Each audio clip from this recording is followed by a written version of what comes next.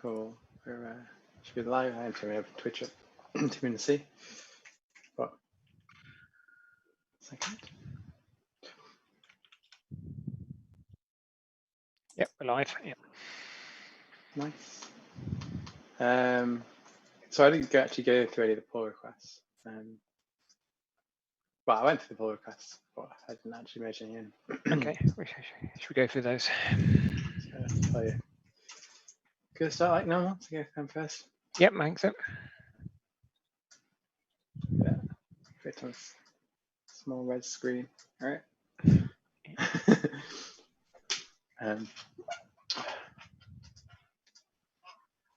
So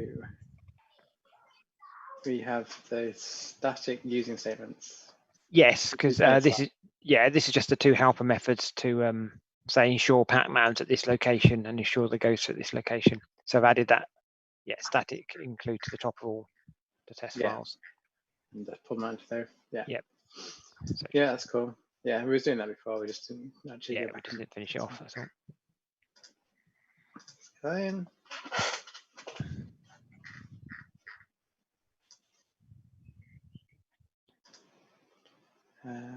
So this one was trying to tidy up the state machine class a bit. So yeah, to make it so they actually say what they're doing and then they just encapsulate all the stuff inside. Yeah, so if you look at the actual state machine class itself now. So keep going.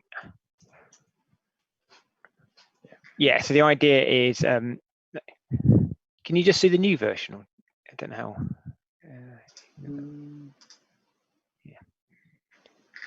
Yeah, so now the idea is the state machine is only now understands about when it needs to change state and which state it goes to and which action gets called when it's changed state. That's the idea. So there wouldn't ever really be more than one line for each sort of state change. Yeah. And then inside these are what's called the rest of the stuff. Yeah. Yeah. The only exception is that tick one, which is a bit weird, but.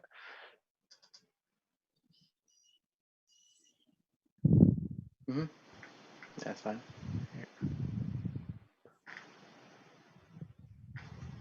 Just makes it a bit more smaller now, I suppose. Yeah, I think so. Yeah. And then if you go to the actions class, that's just. Yeah, so at the top of that class now, it's got all the methods you can call, such as setup game, coin eaten, and then so on the whole they mutate either game state or raise game notifications, and then at the bottom there's a few helper functions, which are private ones. Yeah, that's cool. It's amazing all work. It was all on Friday night, wasn't it? Went for a quick run, came back and thought I'll just finish these things off. That's quite impressive.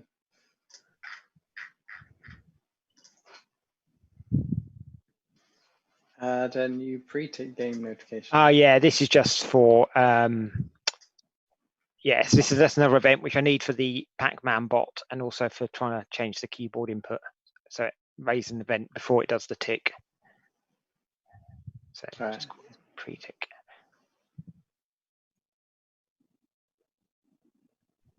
We just got tests to say it's called each time.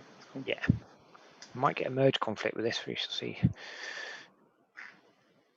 Yeah. What we might do. Let's go fix that.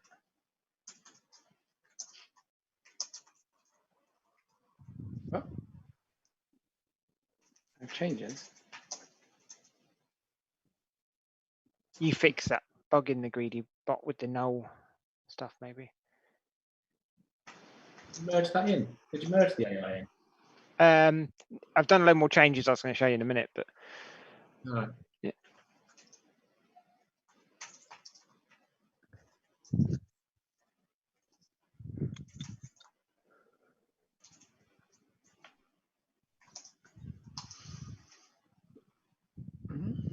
Well.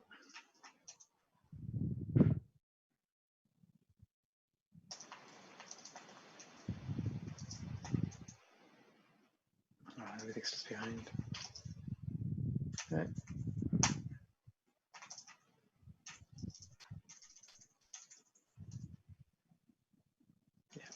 Yeah, that's better. Go fix them.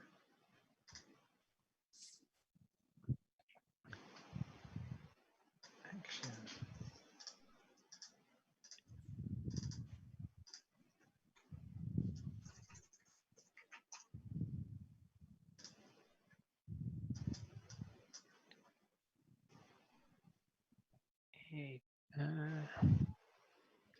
You want to include both, don't you?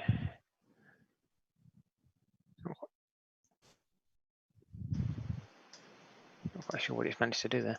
I think it. Did you not have a tick one before and you just put it at the top of the file? Yeah. It like deleted half the show ghost method. Yeah. The data from it's gone, hasn't it? Yeah, yeah. Oh, you don't actually need that anymore, I don't think.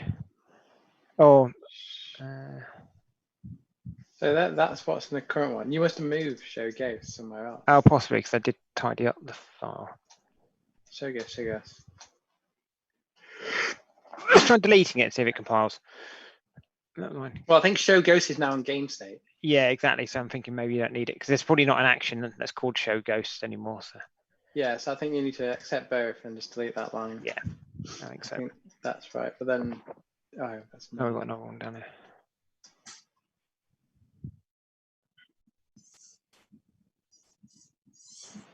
I think it's just the second one. Yeah.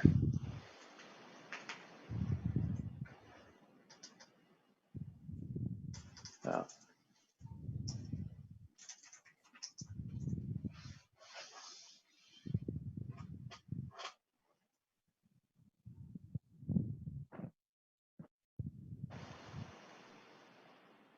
Yeah, test all passed. Must work. Perfect.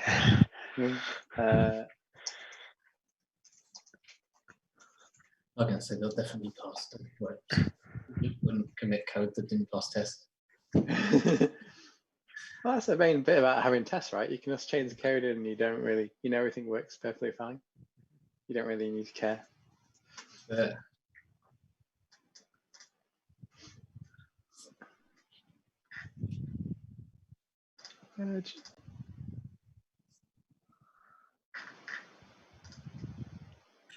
If it doesn't Oh, work, yes. then... Yeah. So this keyboard one, this is just an attempt to make the keyboard a bit more responsive, but I'm not necessarily sure we want to stick with it. But so previously we were just setting the direction based on the key down event. Yeah. Picked up the previous commits. We've picked up the previous commits. It's a bit weird. Because that wasn't. It will. It'll do. Yeah. Is it just not caught up? Should have caught up. It's still trained faster. Anyway, if you just look at form 1, that's the only place where the actual changes.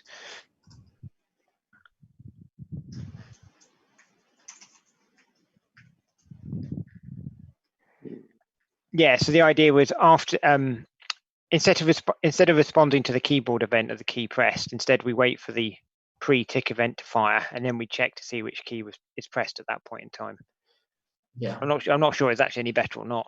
But, well, when I was reading the docs, it looks like this is what forms does anyway.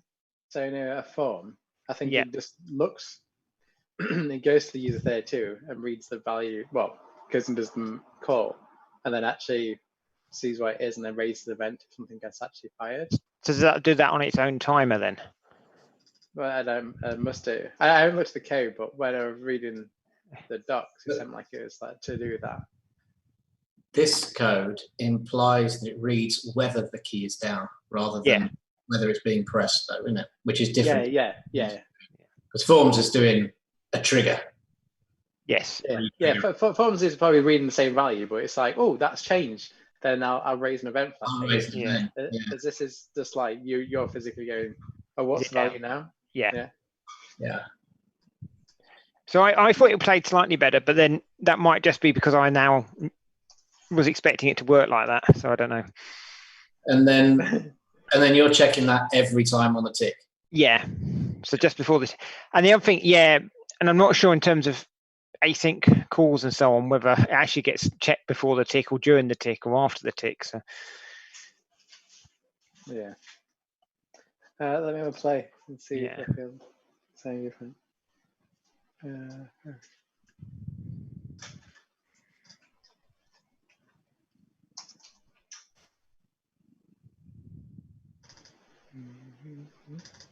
Should put a shortcut to this because I keep going into it all the time.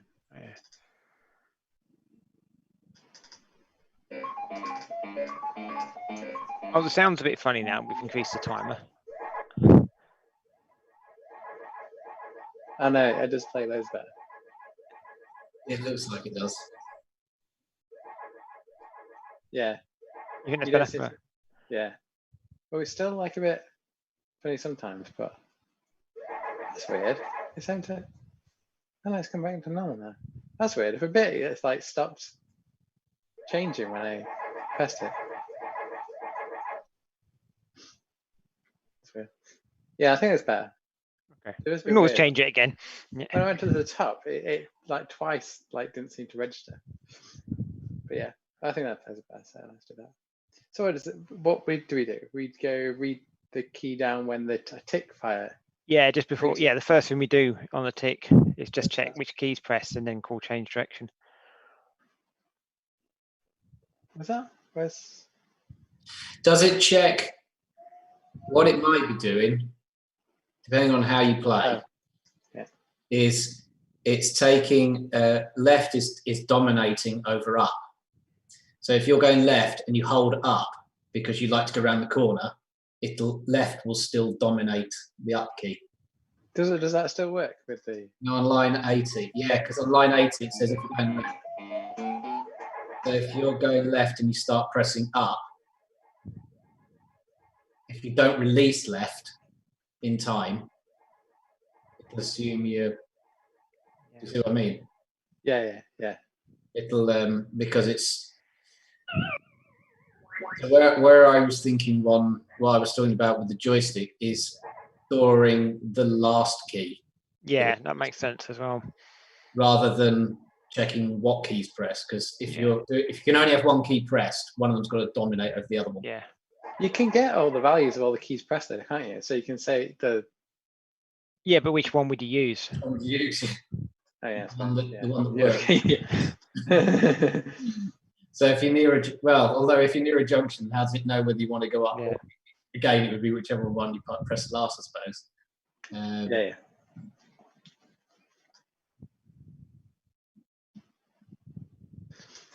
Cool. Yeah, I should merge it in. I think it's all right. It's all right for time being. We can come back to it later. Yep. Yeah, mine will probably conflict now with that form 1. I'll let you know because it'll be quicker. Do that one first. The rendering. This one? Yeah, do that one first because the other one uses it. Ah, okay.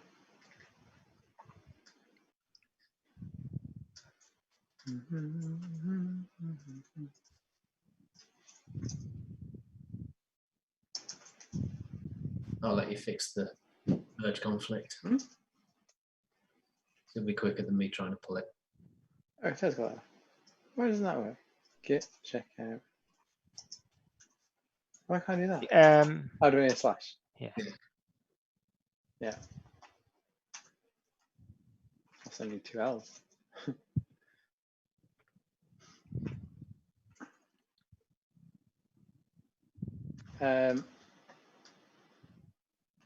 What was this for? Oh, this is refactoring things into that display class, so everything's pulled all the display stuff out of the UI and put it in its own project, and kept in the UI basically. I can't even think what I did now.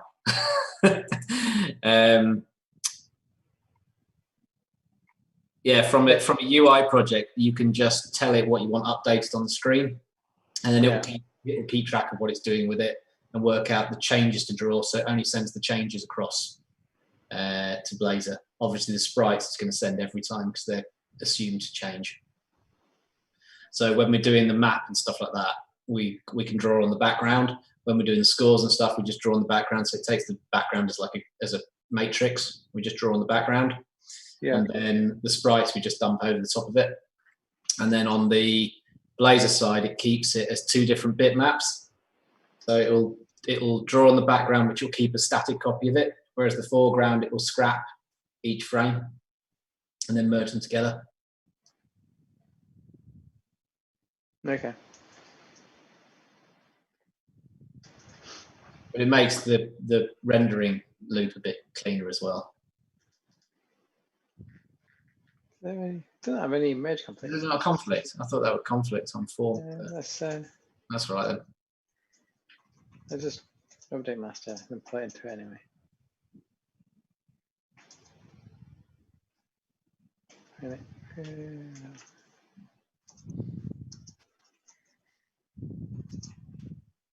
No, it's all right. That's right then.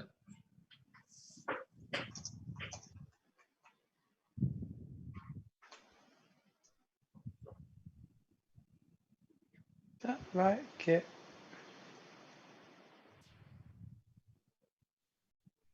You're not currently on a branch. Why am I not on a branch? Yeah, because you checked out a remote. You can do that there. Yeah. Does this mean I'm just not?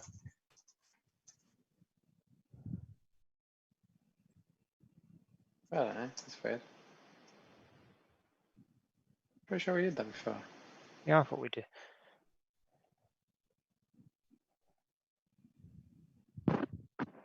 Because you can have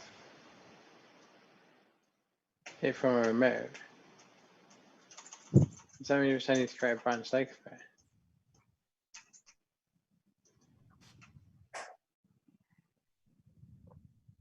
Let's see, it's only a question for.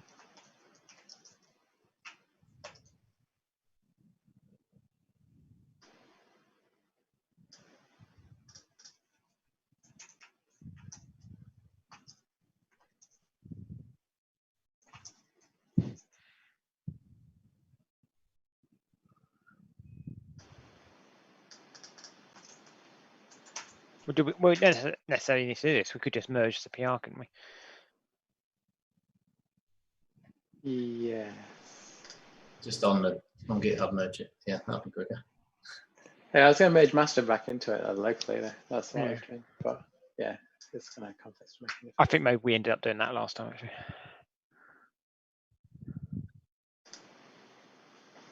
This is the Blazor project. That's a Blazor project which uses the UI that I've just changed. Probably not as tidy as it could be, but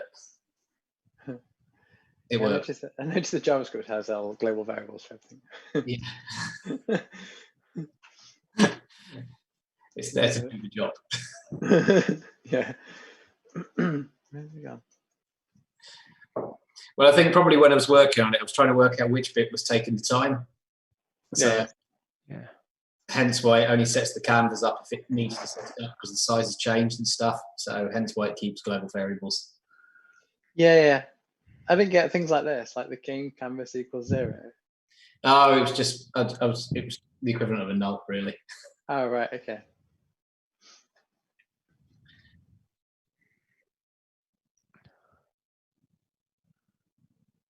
Yeah, because you actually create the canvas.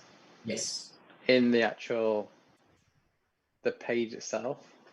You could actually just create the canvas as a canvas. Yeah, I didn't want to do that. I wanted to create the canvas in Blazor because that's where you should really create it.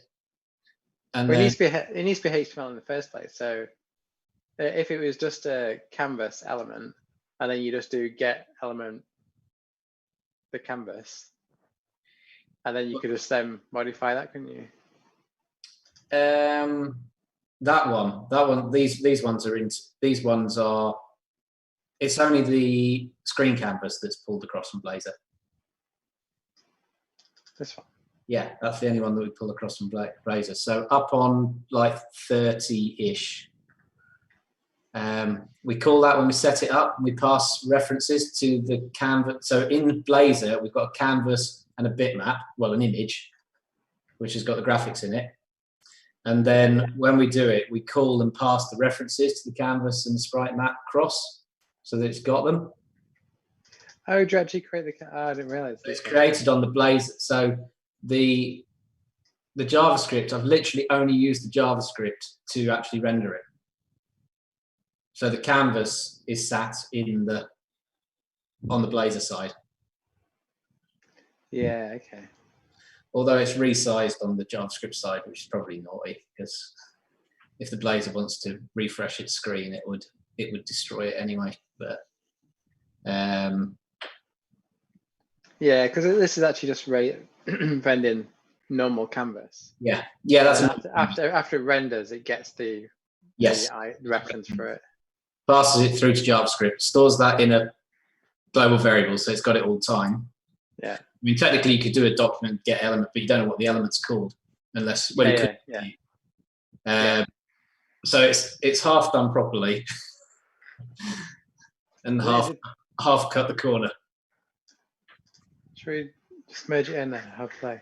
Yeah, I think so. But it's sat in its own project out of the way. If it works, can I publish it as a static site on the Code Dojo GitHub page? You can do. Yeah. The only things you have to do is you have to change the index, and the page references are hard coded into indexed HTML. Oh, okay. So if it's in a subfolder or anything like that, you have to rewrite it. Okay. I don't know whether you can set that somewhere, but it took me ages to get something running in a subfolder because it's literally hard coded in index. Oh, is that in the index dot thingy? It's got like a slash in it, hasn't it? Yeah. I had the same problem, right? When I was trying to put Blazor inside Cordova, so it runs on a mobile phone. And it took me like about half an hour to figure out, like, it was looking for everything on the root. Yeah. And because it was using file like colon / like schemas, because everything's on the device, it just thought it was the root there. So it was like, oh, this isn't here. Yeah. So it wouldn't load any files. And you go around in circles and you think, and it also on the docs, it says, oh, you need to put all these settings into web config and you need redirect, URL rewrites and all that lot. And you think, have I got something there wrong? And you go round in circles. And all it is the blooming base path is hard coded into index. And you can't seem to set it as something else, which is a bit weird.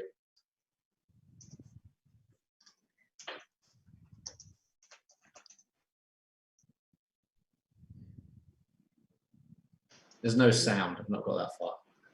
That's fine. It's only been like 3 days. I ain't done anything.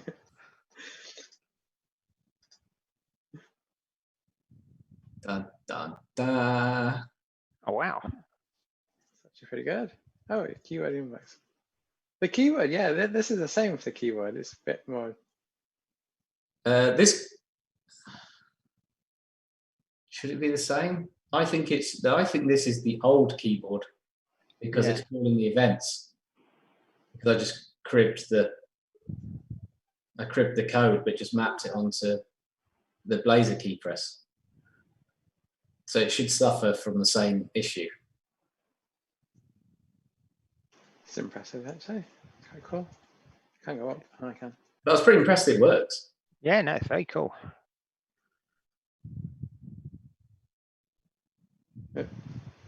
Yeah, it is pretty good. That is quite cool.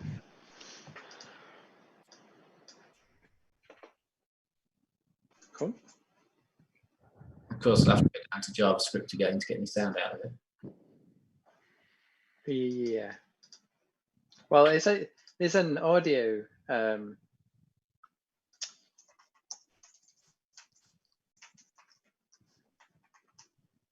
component. Yeah. Which you can just use. Should be able to use for that. Yeah. I've never used it, so I don't know. Yeah, because we've recently done some stuff at work in React, where create some React hooks and things. I think we just used some sound. Just sound. Yeah, I think I think it's quite straightforward. Yeah.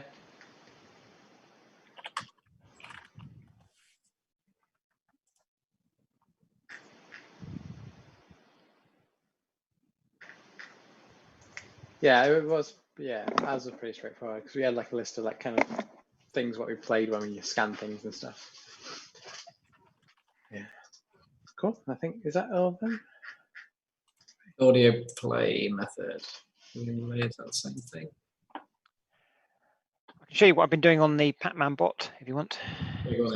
Yeah, go for it. Shall I share my screen? It's probably easier.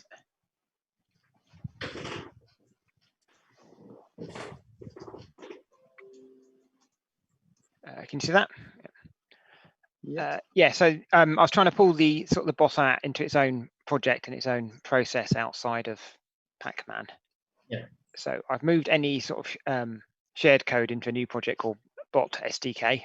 So when you're writing a bot in .NET, you can reference this to give you some helper functions. Okay.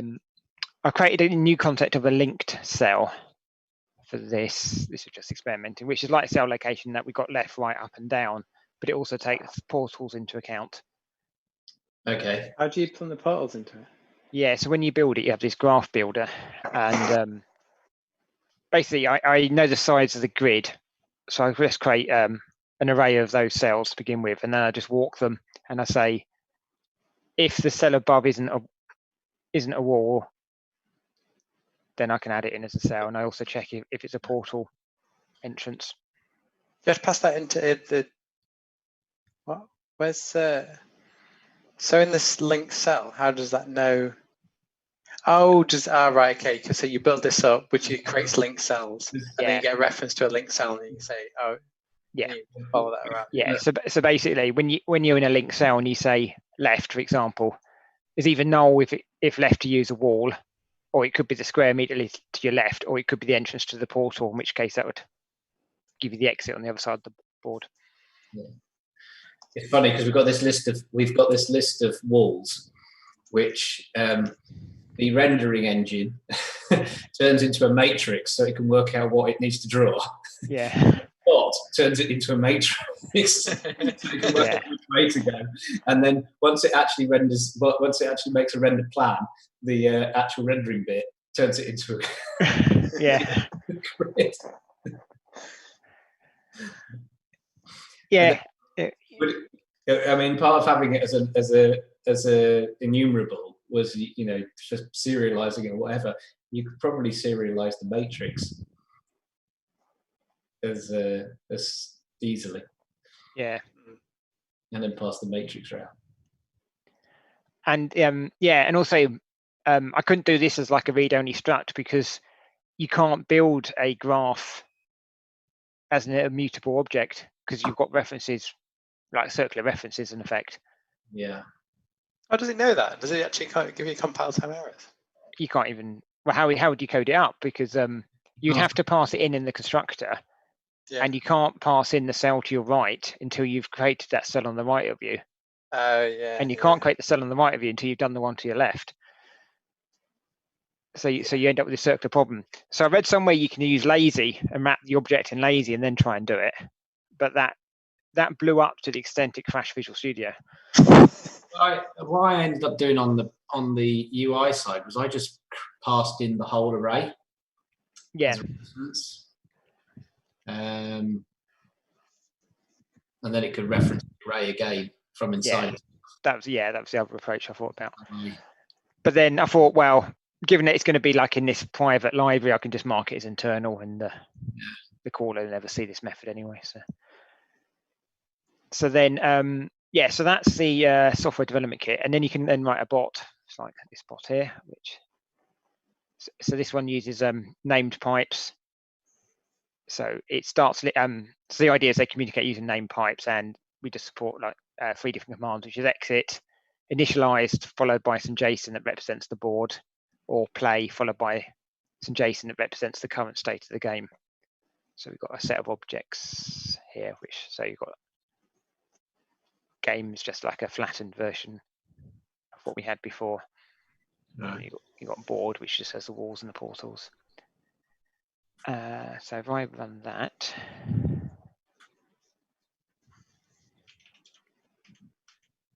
So you start that running with the name of the pipe you're creating. That's running. And then on the UI side, when you start the UI running, you can pass in a command line parameter which says, I'm going to use pipes, and that's the pipe name. And then in form, yeah, so if you've been provided that argument, then it creates a named pipe transport based on that pipe name, and then it creates the connector, and it's the connector that sort of actually sends the commands over to the bot. And so then that hooks into this pre-tick event as well, which we had before. What does the initialize do? Bot initialize, is that just calling initialize and pushing the data through? Yeah, well, the way I've done it is I've done it a bit assuming the bot is slightly stateful, in that you call initialize to begin with and you just give it the walls and the portals, so it can build its linked cells and so on. Yeah. And then after that, you then call next move, where you say, here are the coins and the doors, and this is where PacMan is, and so on. But it also passes that data again, the board again. So the idea is, if you wanted to write a stateful bot, you could, because it knows when a new game started. Yeah. And then, yeah, so then if you start that running. Did you pull that out? Did you pull it out for speed reasons, or just pull it out and create an initial state just because it seemed ideal? Yeah, more because it seemed ideal. So yeah, I've played about it a bit, but work out which is best. But yeah, as you can see, it's receiving the messages and playing the game. Oh, I added a couple of extra coins just so I can actually use the portals. Oh, right, yeah, so it actually goes into them. Yeah, because otherwise it never needs to. But yeah, so it still works as before. It's going to get anywhere near the portal. Anyway.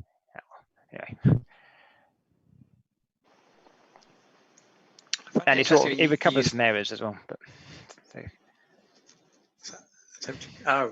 because if I stop the game now, if I start the game again, the bot will just sort itself out and continue going. But yeah, yeah, and then so that's the name pipe part. The game just implements iBot transport. So if you wanted to use a different transport layer to talk to your bot, you could do. So I started on one that uses sockets, but it doesn't work at the moment. So you could shell another process off and use standard in, standard out by just implementing a new transport. Yeah, that's quite cool. Yeah, it's interesting you chose to use pipes. Need pipes to start with. But then again, they are on local machines, so it is faster. Because I've just gone straight away with like socket ones. Okay. But actually, name pipes is actually better for doing it locally, isn't it? Because it's actually faster. Yeah. But if you do it like remotely, you can, because I think you can use name pipes between two machines. But I think it's quite chatty, which is why people use sockets instead. Oh, okay. But I think pipes, I think they're implemented in like Linux and Mac as well. But I think they're implemented differently. I don't think they're the same as like the Windows ones. I think they use something completely different. So I don't think they're compatible with each other. No, it didn't sound like it, but yeah, it'd be interesting to know whether it actually works if you just run it on Linux. Yeah. And also I don't know if I still need this, I had to put lock around the read and write because I found that the timer was kicking in before the bot had finished processing a call, and so it was then getting tripped up on if it's responding to the right thing or not. Was that something a bit about sending stuff out? Yeah, so this sends the message to the bot, and then that's reading what's coming back. Yeah. And without the lock, I was getting to the situation where I'd send 2 writes. Oh, right, yeah. Before it handled the next read. But that might be more of a debug thing. I don't know whether in real life that would be much of an issue. We're not running, wouldn't be running fast enough, would it? Well, it's on the timer tick, isn't it? Which is every, is it? I can't remember what we set to in the end. I think it's 16 milliseconds or something like that. Give or take slackness in timer. Yeah. So that's 16 milliseconds to make the name pipe call, construct all that graph of objects, work out the distances, come up with a decision and return. Do you think it doesn't do it in 16 milliseconds? I think he probably does, but he probably doesn't if you've got a breakpoint in there. I'm certainly getting gibberish coming out of the stream and things like that. Because originally the where's my code? Name pipes. Connect. So originally I would send like 2 messages. I'd send initialize followed by the payload, or play and then another line which is the payload, and it was getting confused and switching them about and all sorts of weird stuff. But I went for just having 1 message in the end, so it's like the command : and then the payload.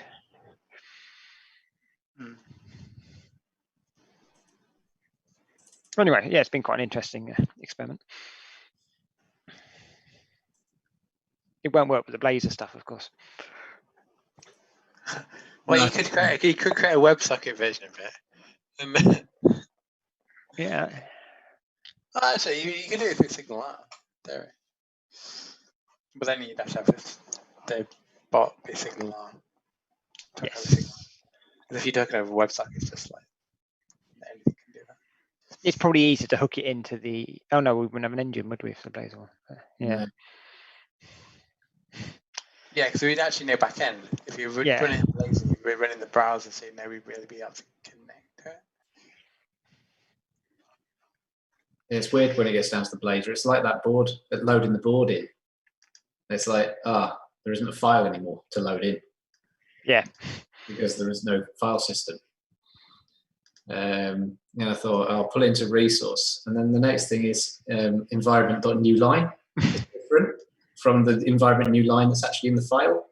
So okay. You can pass it out correctly.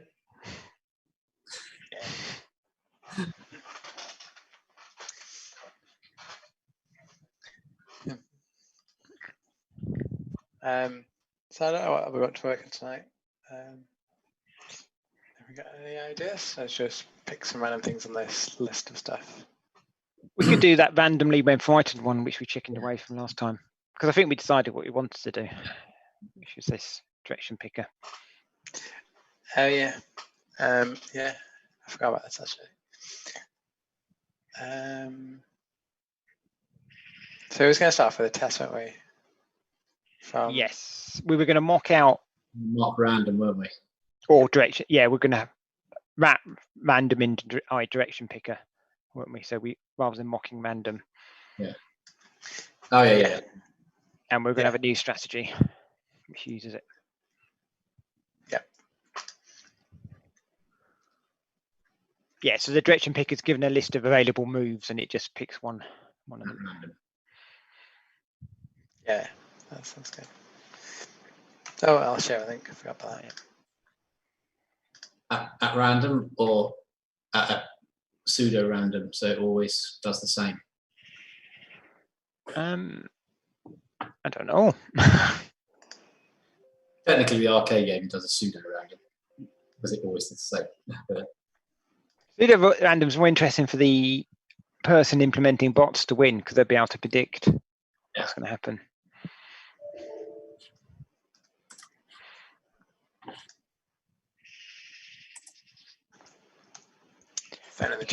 You could argue it's pseudo random anyway, but slightly harder to predict.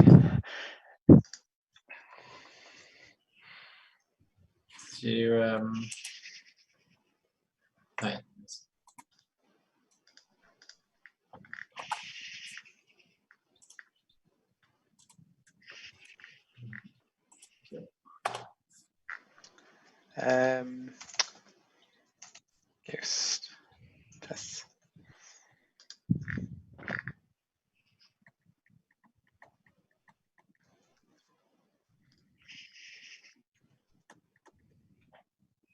Edible ghost moves hard speed when frightened.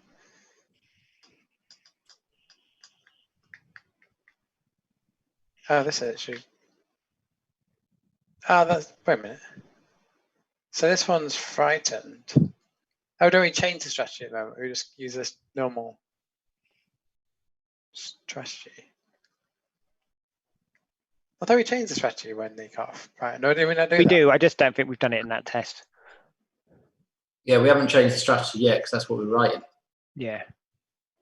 But we need to, when it goes from, if In theory, we need a standing still and then go frightened and then move. Yeah. Yeah.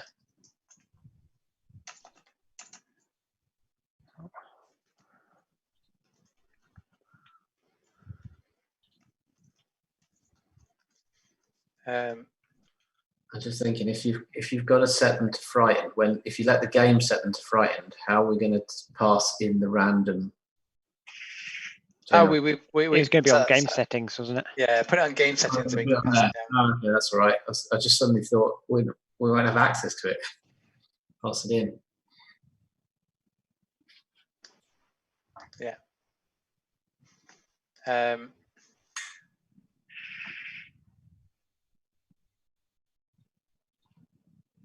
So it's standing still there. He should, in theory, he should still go right. Because he's got 1, 2, 3, maybe.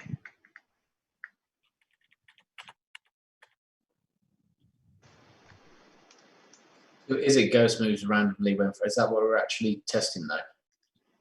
Or are we testing that he does the random strategy? Moves randomly, but we're controlling random. Yeah. I test the random thing if we're testing that on its own. Okay, ghost moves randomly then. Yeah. So I'd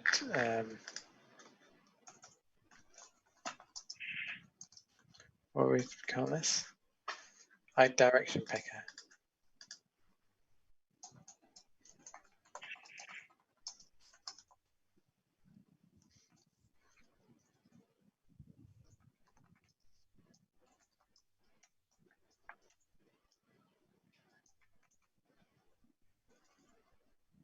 Enumerable. Enumerable. That's a bit weird. My live share code is including one of the files locally, unless it's been checked in by accident. What file? Greedybot.cs. I think. I'm going back to. Where is greedybot.cs? It was in UI bots. I did see it come because okay. I saw it come. I clocked that. Oh yeah. It's still there. It's when I've swapped branch. Oh yeah, okay, yeah, because you clean, yeah. Yeah, I think it got pulled in early because when we were looking at it, I said, "Oh, did you merge that?" I don't recall. Right, yeah. No, I got some weird null error, which wasn't. It was causing the build to fail on the build machine, and then Kev tried it and. Same error. So, and that's probably when you picked up that file. I think what mine was makes more sense of why it's wrong, but I get why it thought it was non-nullable because you'd got an exclamation mark. Yeah. But what it initially started off as made sense for that to be that's nullable. So you expect you should be able to set anything nullable to it, right? Even if you evaluate it with an exclamation mark. Because as soon as you took that line out, it was like, oh, it's nullable, put null in it. But it's a bit weird arrays anyway, isn't it? Because you declare like an array of a non-nullable object, but when you initially create that array, they're all going to be null. Yeah. Yeah. The non-nullable is weird. Anyway, I had one come through when I was doing the Blaze stuff, and then next minute it's told you that it's crashed out because it's got a null exception. It's like, what, on a non-nullable object? How's it got through the compiler?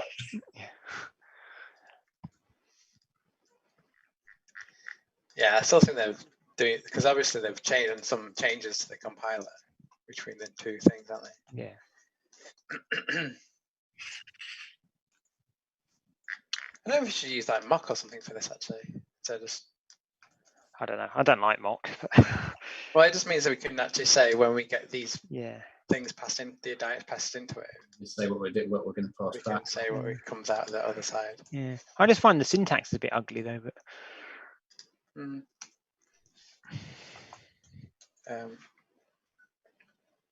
Well, the thing is, once you've got an interface, it's just as easy just to build yourself a little class which adheres to the interface, isn't it? Yeah, but if you want to check the things coming in and what you expect as well. Yeah. There's The only way you can do that is to, I suppose, we could just why can I have private?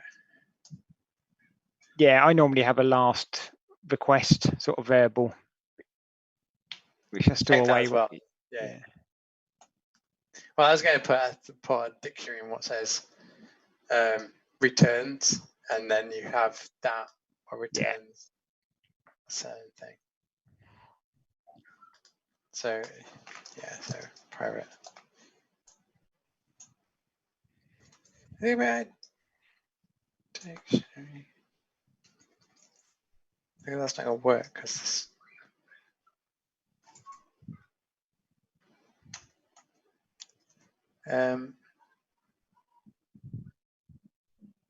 What are you thinking about doing? I was gonna have like a returns thing, so you can say this. So you pass in like returns, and then this can have that in it, so that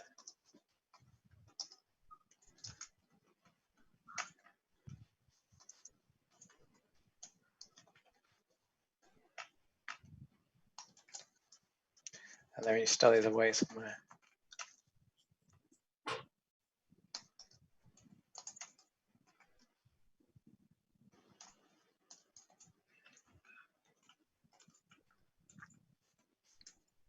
You have that as a key. I guess we'll soon find out. I'm guessing so. It's probably not going to be able to go to matching. Is it going to return? Is it going to pass the same thing to pick? I suppose if we constrain it with walls, I suppose it won't, will it?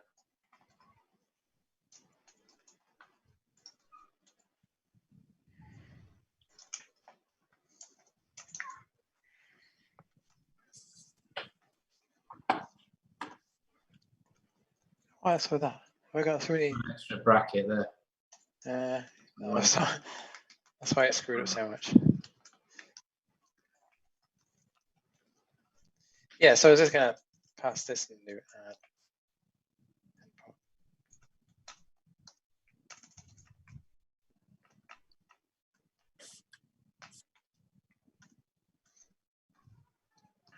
And then when you call pick, it can go.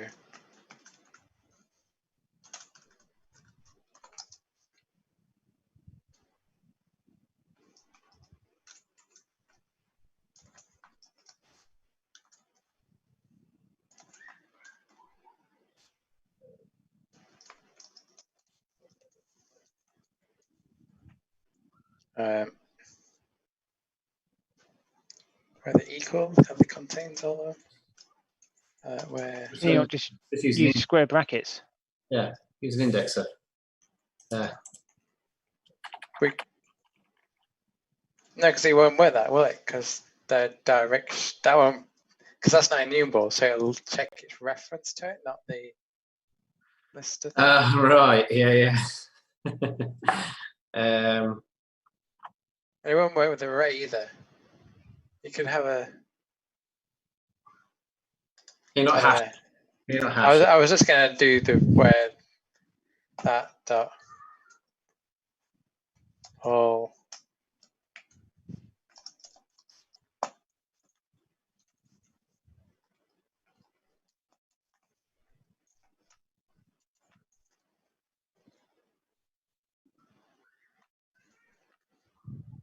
Where the all contains y.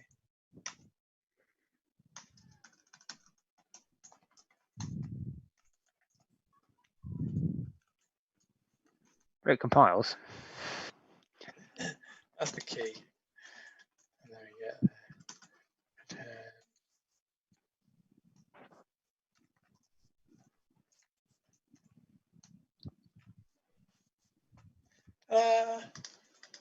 amazing. Anyway, where am I going to shove this thing? Oh, that was going to be on the. Is this thing? Does that work? Yeah, the problem is if they're different sizes. It's going to pass it the 4 moves. Oh yeah. Reaching the size as well.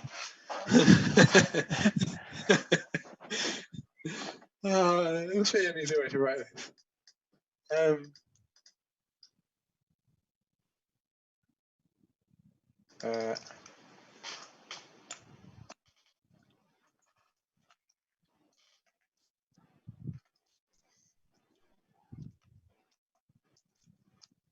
Yeah. Oh, no problem.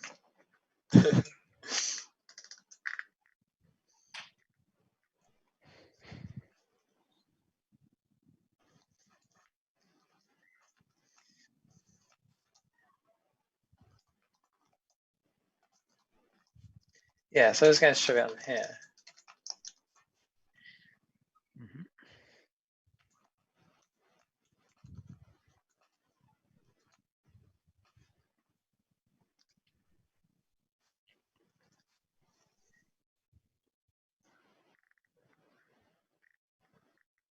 So that wants to be I direction. I, Yeah.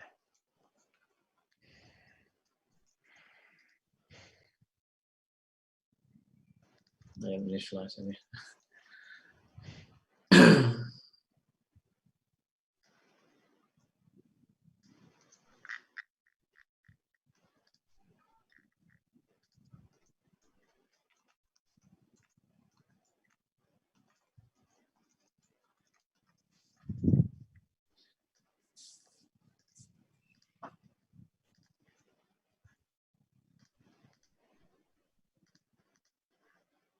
Oh, actual command not found. Okay. Actual command not found. Okay, yeah. That's great. There we are.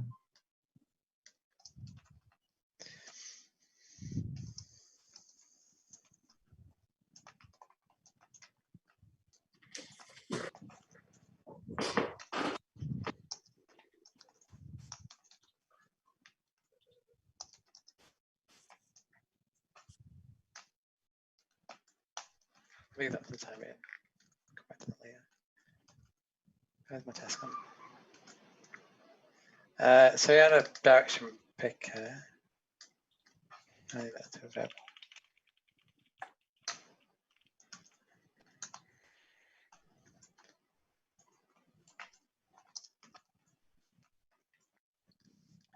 So in this instance, we can just say if it's always, it can move anywhere, can't it? All directions. Yeah.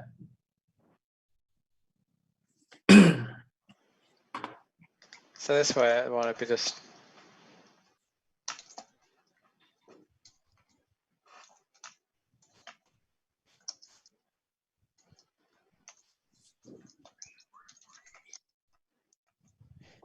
right. Can we just do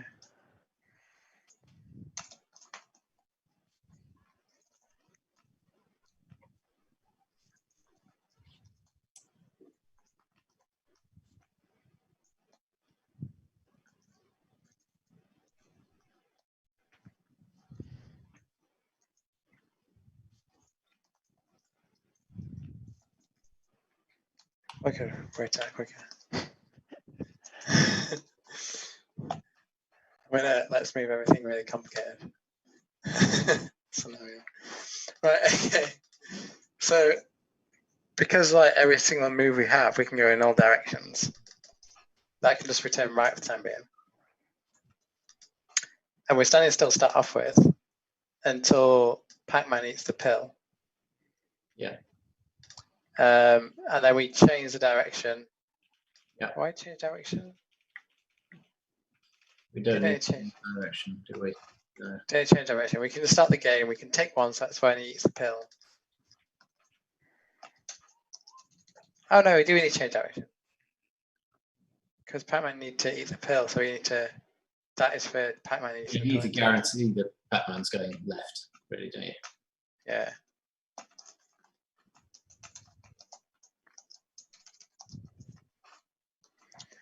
And then we move. So we should move twice right. Yeah. Oh no, 3 times right. No, twice right. Because we're standing still to start off with. And that's right, that's right. And we're standing still to start off with. So the first tick gets ignored. Yeah? Yeah.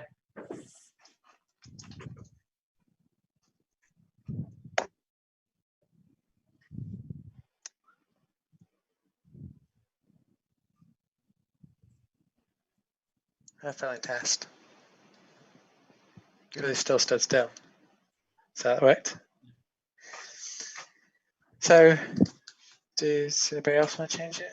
I think it should be pretty easy. I think in the game state machine. Did we create a random date picker somewhere? A random. Yeah. Yeah, I created a random picker, yeah. I just can't see it. Oh, was it in the middle of another class? It's in settings. I'll pull that out. I can't remember where it was. Yeah, it's set up. It's bottom of game settings. Moved time. Oh, yeah. So, okay. How do we want to do that? Are we need a pseudo random number or? I think for the test to start off with, you don't care, do we? So the one was throwing an exception, we could just ignore for the time being. Oh, okay. Sorry. Yes. Sorry. And then we could just change the state machine to just say when they go into frightened. Yeah. We want to. Well, I think it should be make go soul frightened. Yeah. And then this should be, I guess, set not edible inside the ghost, but it just should be .frighten or something. And then in here we just change the strategy out to be that new strategy. Yeah. Which we're going to do, which is not written yet because that's quite internal. And then plumb in that new thing. Does this have game settings? Do we use game settings in here anyway? State. Oh yeah, we have game settings there, yeah.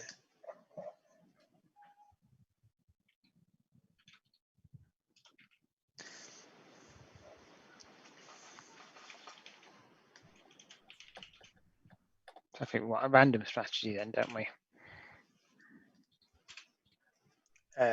Yes. Where do we put the thing? A random go strategy. Yeah. So edible and direction and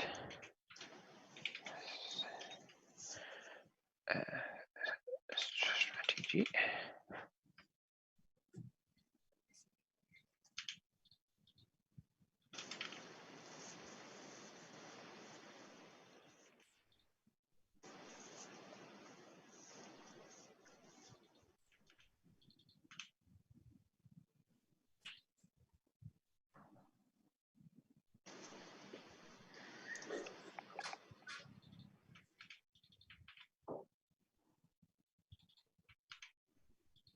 So we need another test for that later. So we need to create a random strategy next then, don't we? Yeah. Which is go strategies.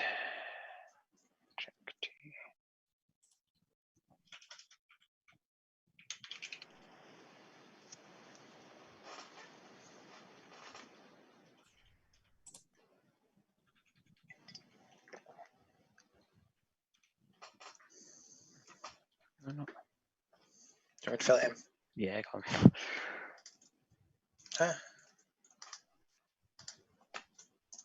Yep. So we don't have game state at this point, so I have to assume it can be injected in, I think. So that's I direction. Is it I direction picker? I random direction picker, was it? It's a I direction picker. Direction picker. Yeah, because it's not random until you make a random one. No, it's just not coming up on the IntelliSense. But I think it's because in the. It's not going up in here either.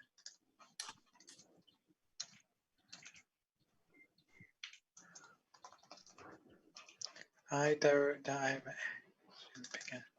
Yeah, it should be there. That's picked up now.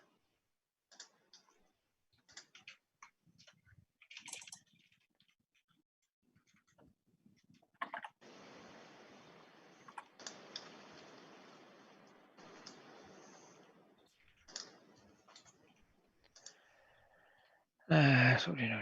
Available moves. Yeah, so I think you can go copy. Actually, technically, Yeah. you could just return. The first if there's only one. Yep. Are we saying that you can't go back on yourself? Yeah, we'll go back on itself. Okay. We're going to test it right now.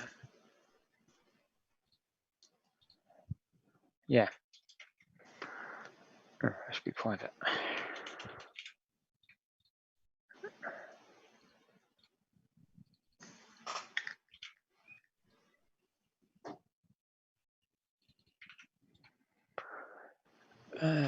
And then, yeah, so then we just say,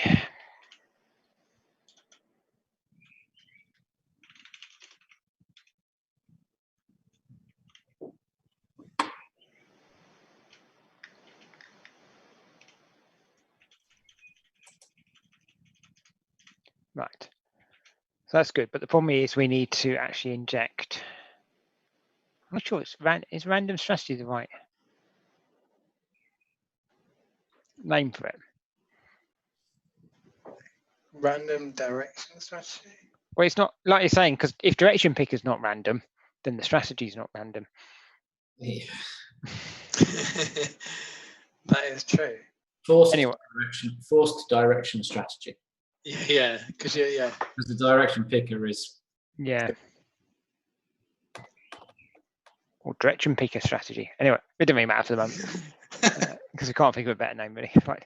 So then the problem is here then we can ghost because we don't. Oh no, we can pass in game settings into this. Well, you don't need game settings. You can just pass in the directions. Yeah, it's just that the other. I don't think we pass. Oh no, it's on settings. ghost though, isn't it? We do for move. Oh no, state. Yeah, you're right. We just pass in. Yeah, we do something similar with this one, the directed ghosts and stuff like that. But we just knew them here. But I think in this instance, we could just pass in the direction picker. The picker for it. Yeah.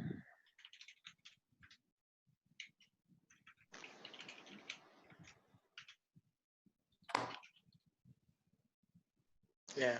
And then that gets called from the actions class. Right at the bottom. No, that's the wrong thing. Oh, is Game it? set doesn't have settings in it, I think, on it. Oh, right. Yeah, I have to pass in settings. Yeah, sorry. Oh, yeah. no, wait a minute. Oh, we pass in. No, we do. We have to add game settings. And game. Do you have anything that's got settings on? Oh, yeah, game settings. Yeah, I like that one. Yeah, this is what makes me feel like this class should be an instance still instead of just all statics, because like things like game settings, you could pass game settings in. Yeah. And that'd be fine because they're just settings. And that gets called up here.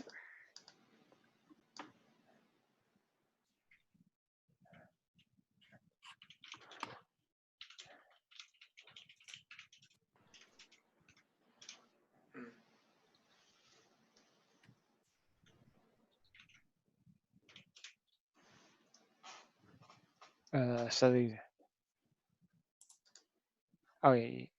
PowerPoint and finds it. So that be on the state machine. Did you get rid of random direction picker? Oh, it's there. That's weird. So this is that. Oh, doesn't matter. It's just being stupid. Okay, does that compile? Oh no, this is a red on ghost. Have you? What's? Oh, I thought I just added. You don't return the ghost. You need to return this. Oh, yeah. Totally.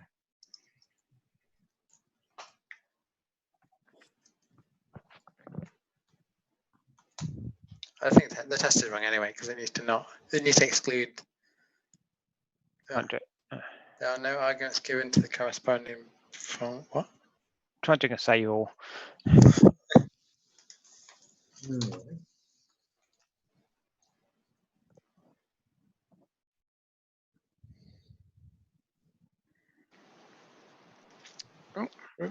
I'm failing tests. That's nice.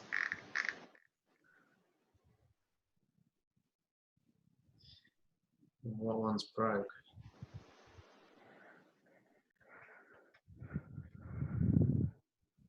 Oh, I think it's because they're all used. Oh, no, that still shouldn't. Oh, right, yeah, some of them are falling over because they don't actually have the stuff implemented for that. Yeah.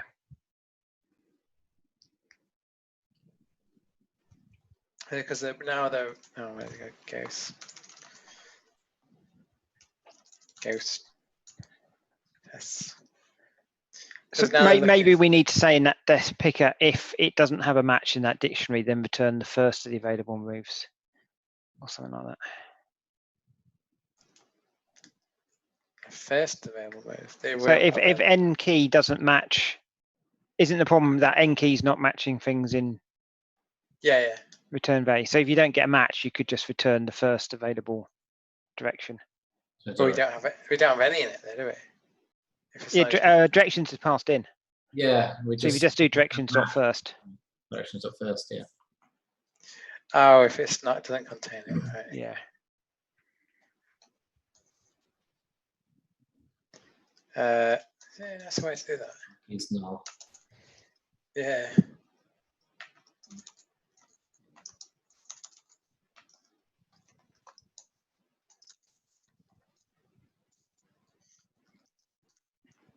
Yeah.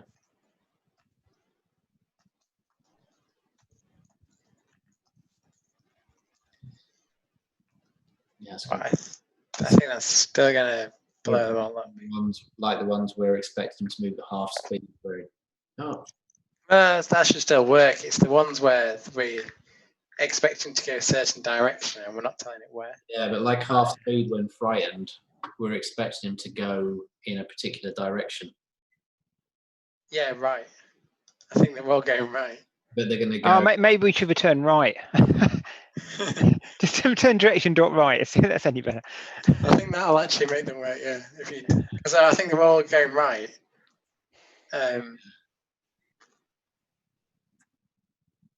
Yeah, they are. Yeah. Did that pass our other test as well? Yeah. Okay, that's cool. I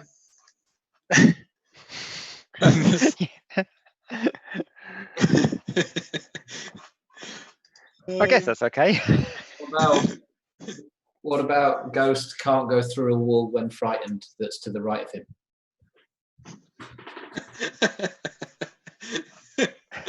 Well, we put this as a default on this class and then put it in null or something. Oh no! Wait a minute. I thought this test had failed because. No, it passes because that's not in the list now. That's not right. That's kind of right, but not right.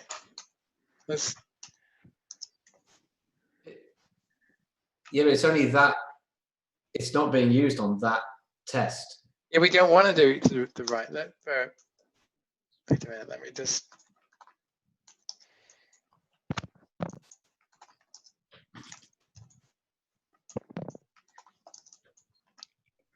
Right. Oh my God. I'm not convinced this class was the right way to go. Me neither. I think it's just right. So if we do, because this test should be still failing, right?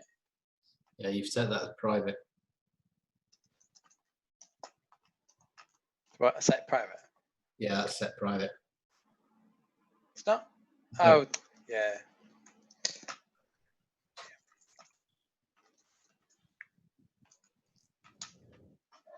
Right.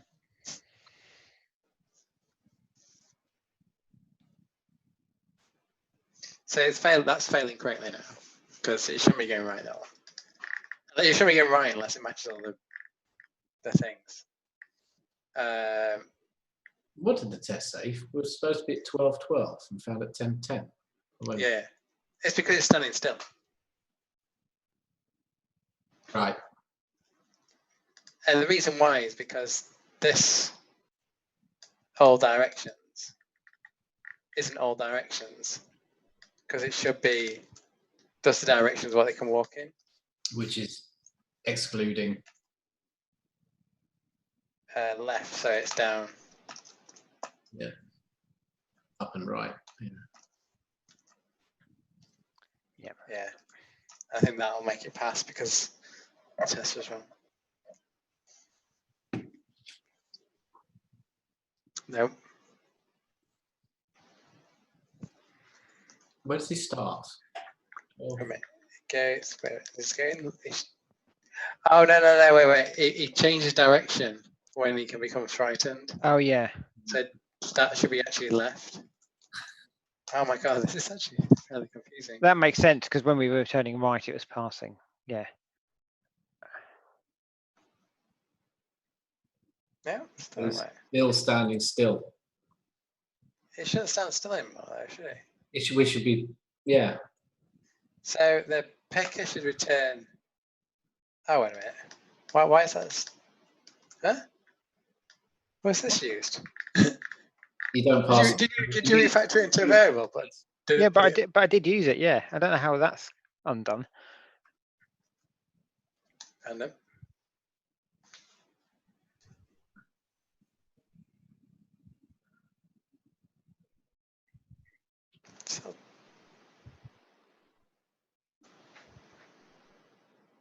So that's always going to pick right, isn't it? That method. Yes, should do. So the problem with 4 is it wasn't matching on. Where was he start? Is he actually moving up? No. No, so it does want to be direction dot right on the line above. Because he's going to switch to left. So the available moves once he switched to left will be up, down, and right. No, when he switches to left, the available moves up, down, and left. Oh yeah. Nope, that one passes. So he starts. Oh no, starts off facing left. Yeah, that's right. He starts off facing left. He flips to right. To right. Yeah. So the available moves now are up, down, and right. Right. Yeah. Why up, down, and right when he's now facing right? No, he starts off facing left. Yeah. Yeah. So then he flips to face right. Yeah. So he can't go left now because that's the opposite. When he gets to a junction, he go up and down or continue in the direction he's going. Yeah. Oh yes. Okay. Yeah. Okay. Well, that fixed the test where we don't have like all the stuff. So I guess that's right. Yeah. And then let's just get at that. Yeah. So then we got the reverse case now where he comes out of frightened mode. He needs to return to his normal back on the old strategy. Yeah.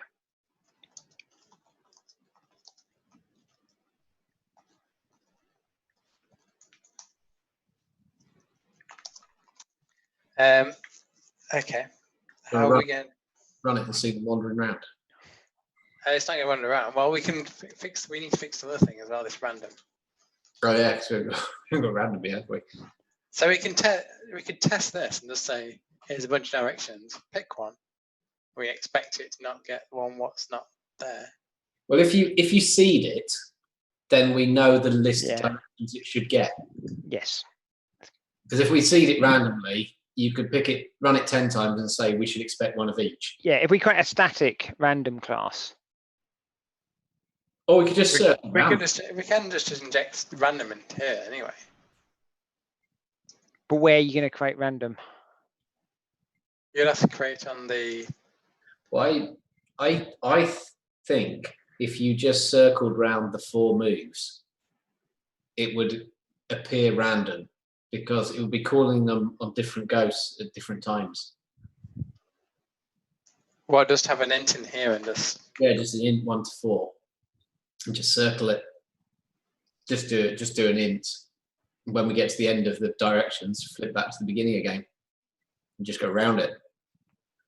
So it just goes up, down, left, right. That's the random move that it throws out. Well, it's not up, down, left, right anymore, is it? No. Just do a count and just mod it by the number of directions. Yeah. It'll be pretty random. But you're going to need to remember this count though, because this direction picker only exists once. Yeah, we can Yeah, that's what I mean. It needs to be a static or something, doesn't it? If you're going to do that. No, because we can test it from here. We don't have to test it ln10. We can just test this in isolation. Yeah. So we know this starts off at 1. We can just say, go get me. Yeah, if we give it, if it just returned. So it's.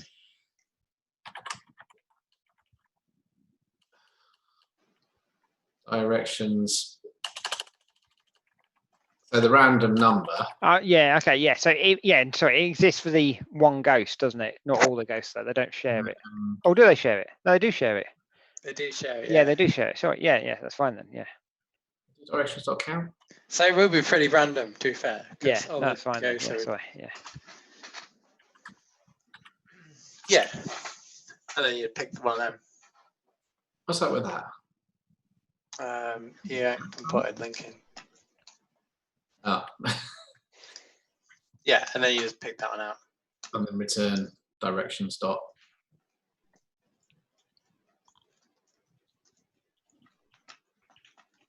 But we should have a test around this because we can test that anyway. That's quite easy. easily. Yeah. Yeah.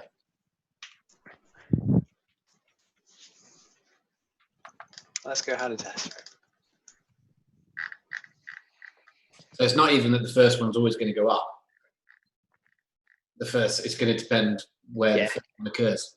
Yeah.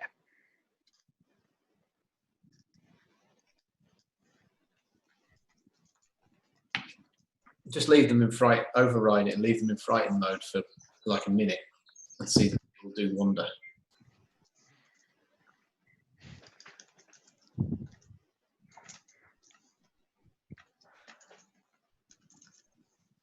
Question is, at what point does it overflow? It won't make any difference, will it? Yeah. Well, if we call the random number, whatever it is, 2 billion times. Yeah. Yeah, but it'll just flip over, won't it? No. No, it'll overflow. It'll blow up. Yeah. In release mode, it blows up. You could mark it as an Well, we could just mod it with int.max. Yeah. If it was an unsigned int, or does it still blow up? Oh, that might not actually. That might loop round. Yeah. Loop round.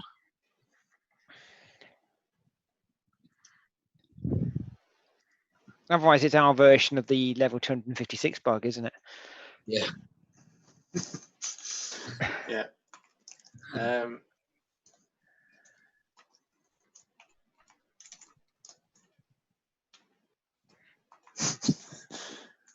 Should pick randomish.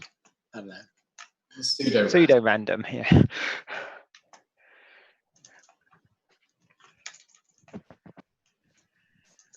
How do you spell pseudo?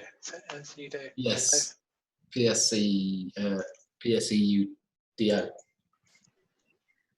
S. S. Is it EUDO?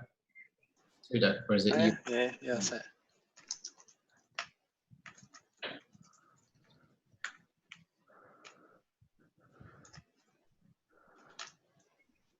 I still don't like the refactoring for this. It's like doesn't.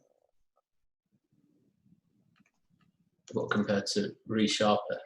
Yeah. That earns its whole living on its quality of refactoring, really. The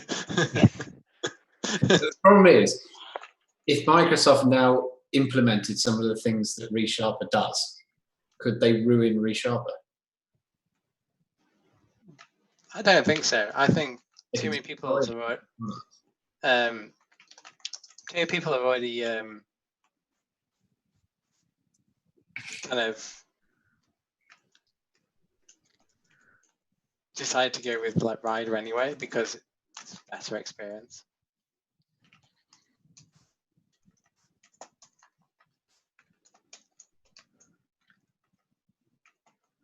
I think it's going to pick up. Should do. A lot. He can't even get the lines right. Like, why is he? Yeah.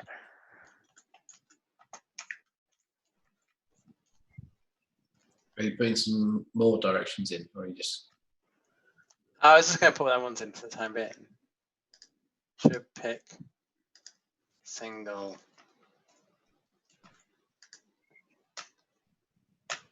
Like, why do I want that there?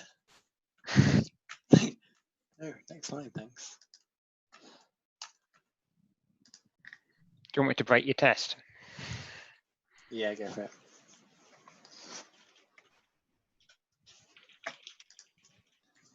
I'll save all the files when you do it. Does that count as Okay. returning someone that's not even in the set? In the set? Well, it's not even in the set of directions that we're passing in.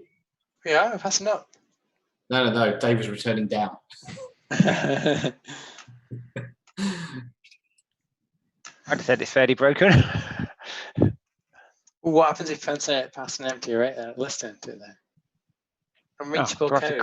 Oh, hang on. Put it in my clipboard. I can't. Actually, no, I'll comment it out. Go on, try again. We got that on as a compiler. Yeah, all the warnings. There is, yeah.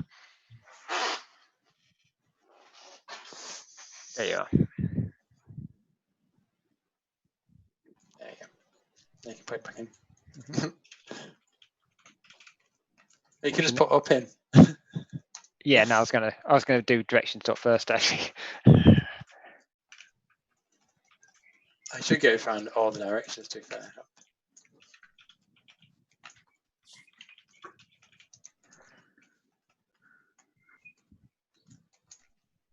Oh, okay. In that case, I'll leave it as it was.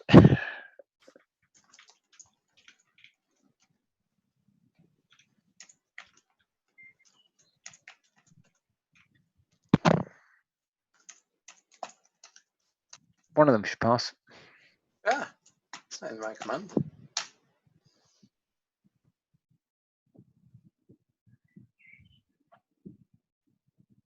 Oh, right now, well, I know one of them. Only one failed. Yeah, we need a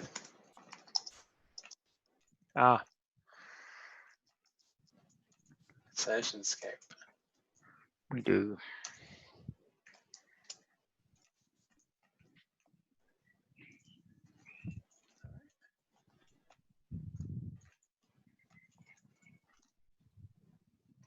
Give us the rest of them.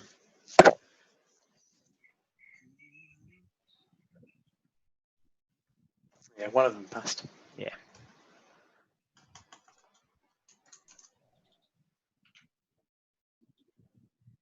Now you can just pass the first in. Yeah, it was. Yeah. Yay. TDD at its best.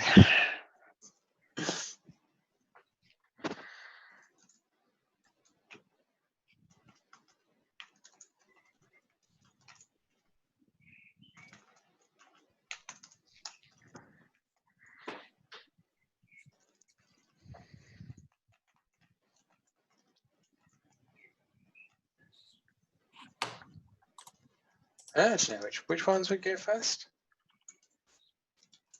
Be the first one in your first one, so it'd be up. Oh yeah, they should go the circle around, shouldn't they? They should go up, down, right. Not quite. No, so for that direction one will be up. Yeah. Yeah. Direction two at the moment will be down. Yeah.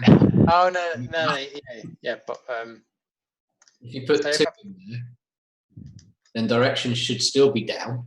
It'll be up right now though. Direction, no, it should be right, shouldn't it? Yeah. If you put a third one in, it should still be right.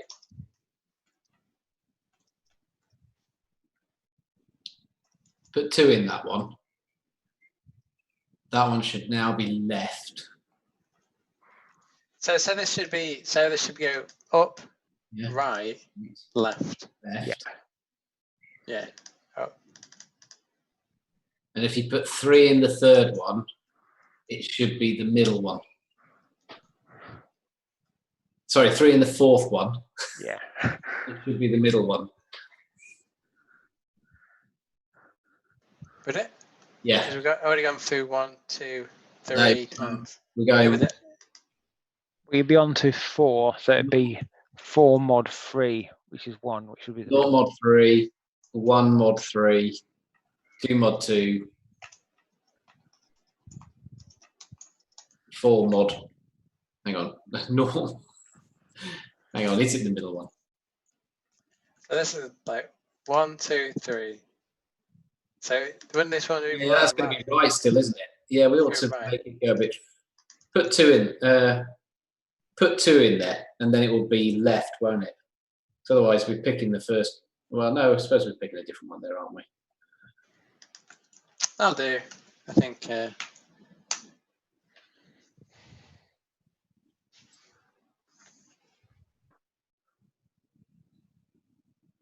then if you put the code back, wait a minute.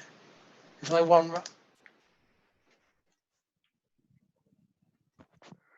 Oh yeah, because we rolled the first one. Oh, yeah, that's what I was saying on Oh the. no. Oh right. yeah. So it had 1 failure. Yeah. Yeah. Yeah, left. Okay. Right. Yeah. Anyway, I put the code in so we can.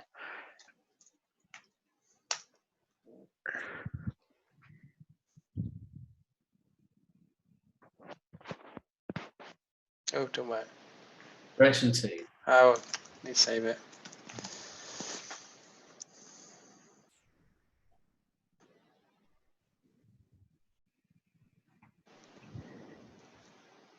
Cool.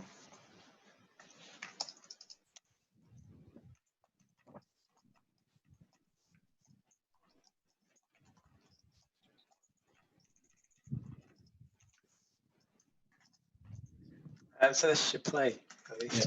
Yeah, override the. Can you override the frighten time? Let's change to frighten. It's in game settings. Yeah.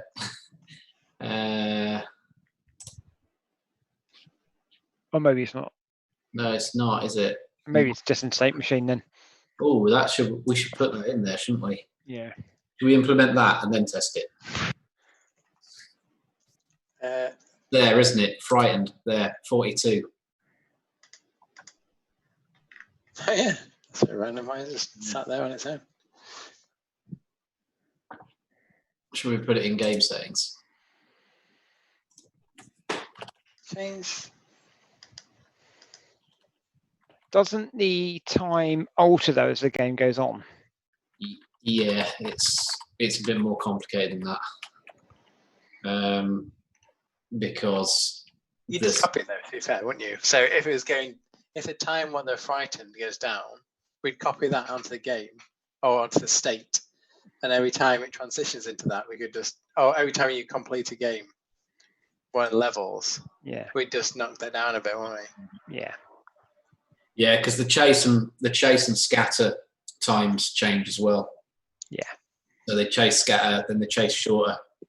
They scatter shorter, and then they get stuck in chase for longer and stuff like that. So you need a set of times. Yeah. I'm just thinking game setting probably isn't the right place for them to end up on, but. Well, game settings, I think, initially. Yeah. I think, and then on game, when it, yeah. Copy to game, and then they can be altered from there, can't they? Yeah. Do you want to do that now? It's done. Oh, it's done. Just that one to change. We should do tests, because then we can prove this is actually failing, and then comes from the right place. Oh, I haven't put any figure. Oh, did I put a figure on? Yes. Test. I've just put the setting on. That's all I've done. A ghost. So ghost randomly. Right. Must be a test where it returns After 7 seconds. Yeah.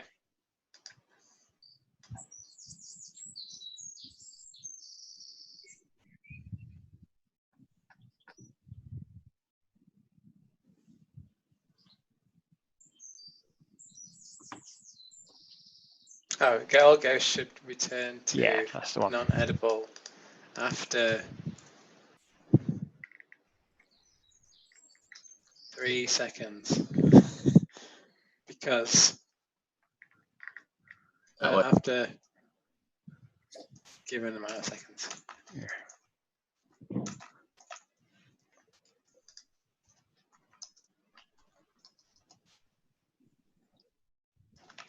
Oh, 10. All right, You can make it a theory and pass in 2 different values, can you?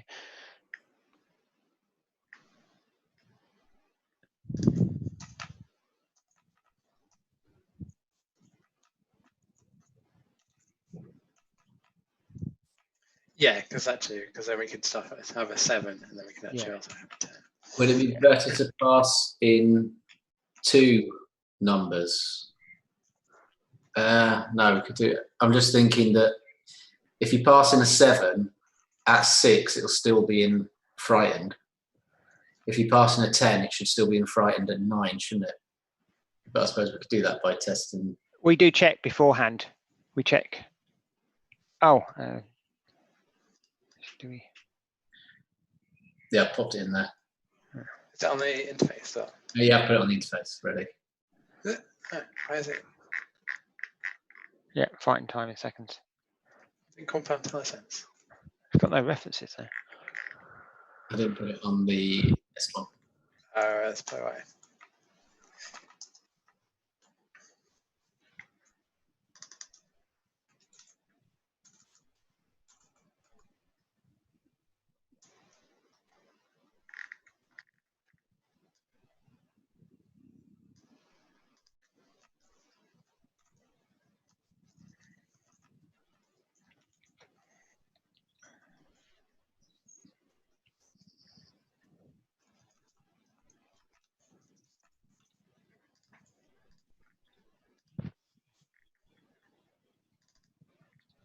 I gotta change that.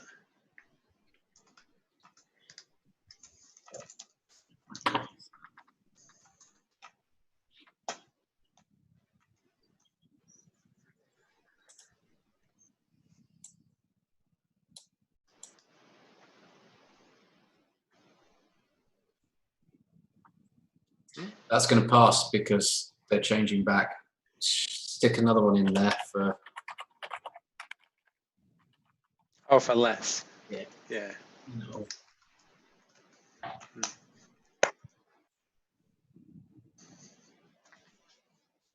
That's why it might be worth just ticking at 1 second less to make sure it's still in frightened mode. So when we do that tick,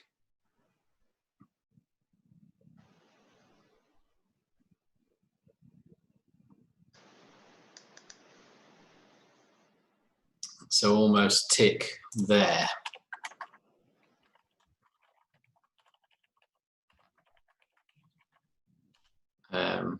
Now, seconds. Thank you. But then they won't be editable. Yeah, I was gonna add. Well, just to make sure they're still edible, because otherwise, when you pass in the 10, if it clocks over at 7, by the time it gets to 10, they're gonna. Whereas they're supposed to last 10. Yeah, I was gonna do it that way. Minus. Oh, that's. Oh, that's on my minus. Yeah. Shouldn't be add seconds rather than add 1. I was thinking add it just before the time when it's supposed to come back. So put seconds in there and then take off 100 milliseconds. Yeah, do that way. Yeah. That's what I was trying to do.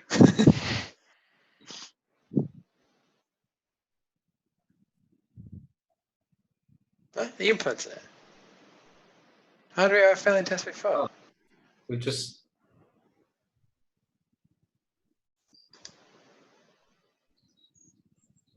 How come that?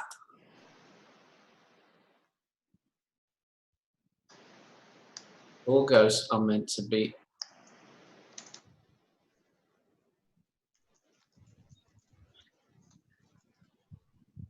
That don't make any sense. Take the line out and just run it again. Just save it and run it again. That was error in a minute ago. It was found a failing test. Fail. It should fail on the 5.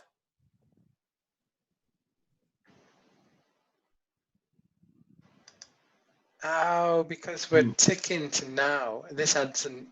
Oh no, right. That's right. Hang on, they all fail, don't they? Just check it. Just expected item. Oh no, that's just because there's 3 ghosts. Yeah. Oh yeah.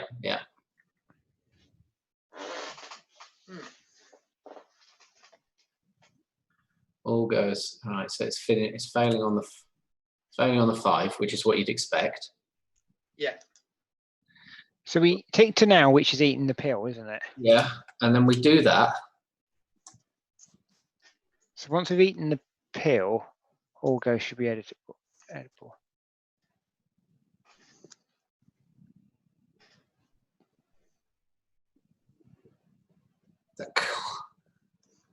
So what about if we copy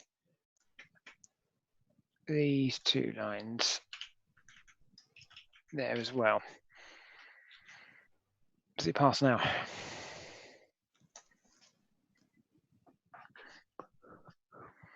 It should pass for exactly the same reason. Yeah, it'll pass still, won't it? Should do. All ghosts are meant to be edible. That's weird.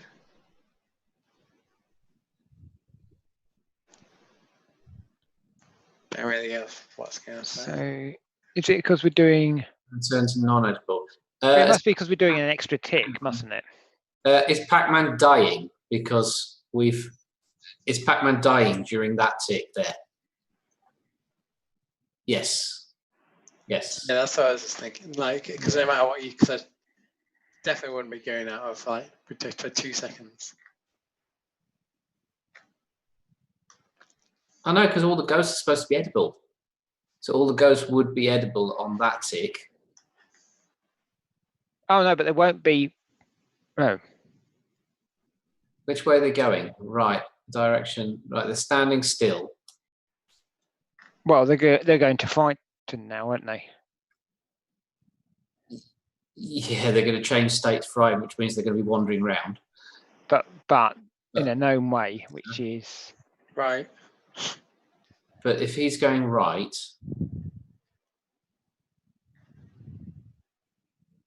no, that's why you put PacMan out there. I think it's. Oh yeah. I think you're right. I think they are I think they're returning to non-edible after 5 seconds because he's eaten them all. Yeah, I think so too, because he's going twice as fast as him, isn't he? And we've only put him right of him. Why don't we put him down?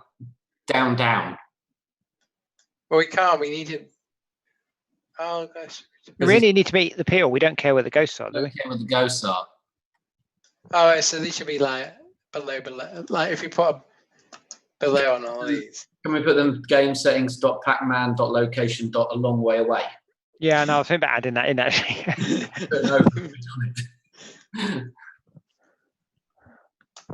Far enough away that it shouldn't matter.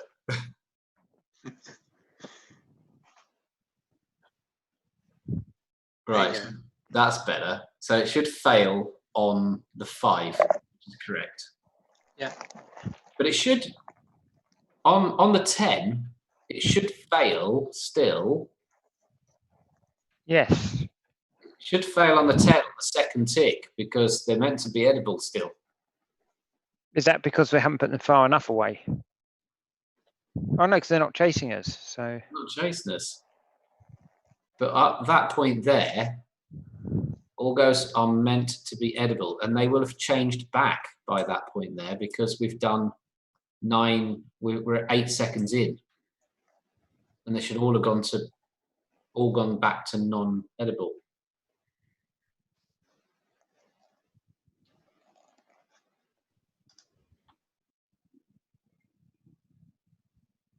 That don't make sense.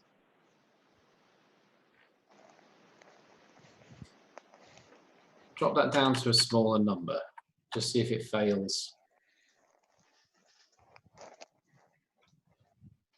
Shouldn't make any difference, but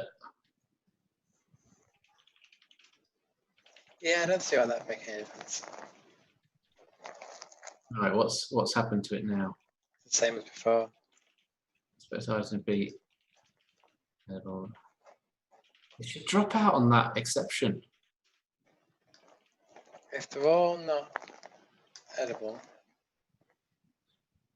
if any, they're all not. That should be any. All edible. If any of them are edible.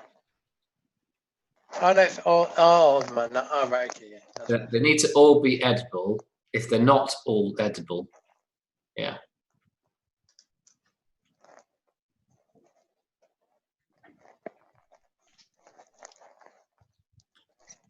Oh no, because they're 10.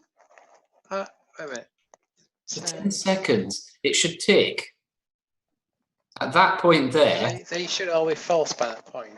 Yeah, at that point there, because we're going to 9.9 seconds, they should have all flicked to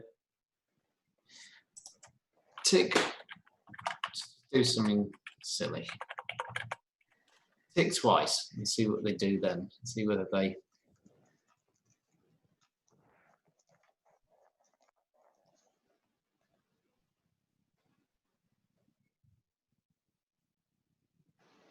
Right, have we managed it now? Ah, there. All those are meant to be edible on the 10 seconds, which is what we'd expect. And what we're saying is if we take that out,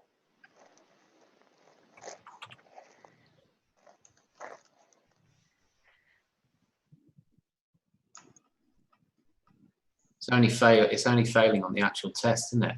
It's not failing on that exception. Well, it's failing on that exception. It is. Yeah, it is. Well, you done what's changed then? Did we just not? I've moved the ghost further away. Does that make the difference? Far. I don't know how far away is far away. 10 plus 10. 10 in each direction. Do we ought to test that far away is far enough away?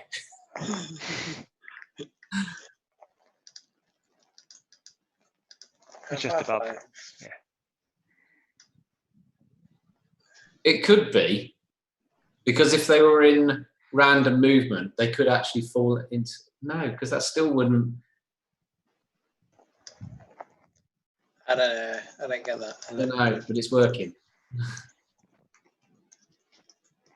Back to me. Ghost test. So basically, are we going to make it work now? Are we? Yeah, or we're accepting that it's just a weird one that David's fixed by moving them further away. I guess in the investigating kit. But if they were closer, then they would either go. Oh yeah, one must be being got eaten, because if they're all not edible, but if one is edible, oh no, that's not. Wait a minute. If true, false, true. Yeah, they're all true. Yeah. So that's why. It's because they were testing that they're all edible, but if one is not edible and two are edible, this is going to skip over this, isn't it? Yeah. Because this is going to return false, and then wait a minute. That's going to return true, so it would throw the exception. That's the right way around.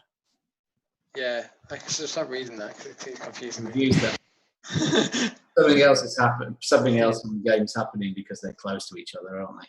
Okay, let's ignore it and then just Fix this. it. Yeah. In which case, there.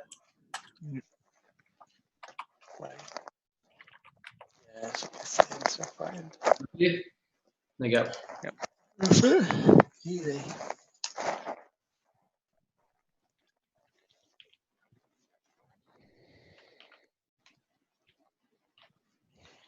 Yeah.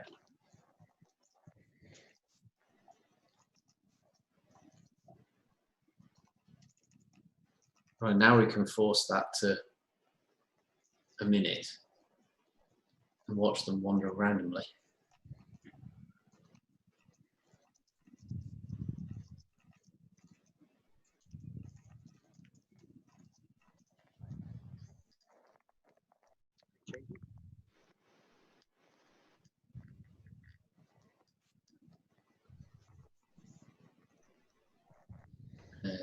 game settings. Yeah.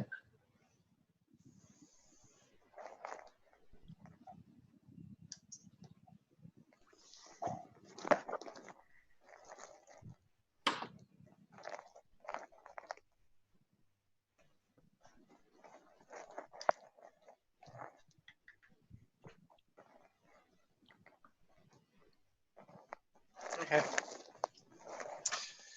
Do you want to play it? Yeah, that's what I was going to do. Do you want to do it with a longer frighten time?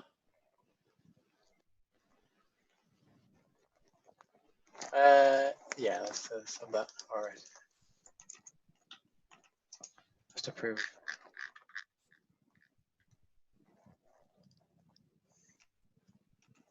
Seconds. We're able to eat all the ghosts now. Sound like it as well.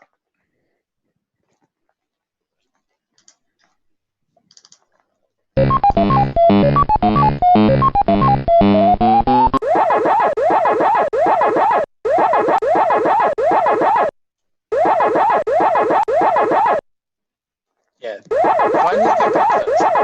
Oh, exactly the pill. Is it supposed to do that when you eat a pill? Huh? If you eat 2 pills on a frighten, they change direction. I'm guessing they shouldn't do that. If you eat a pill,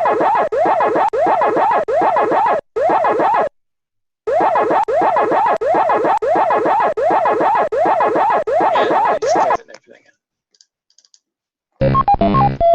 So, if I eat this pill here, and then go run over to this one over here, I expect us to keep going in the same direction if we're in the same mode. So if I eat now, they change direction.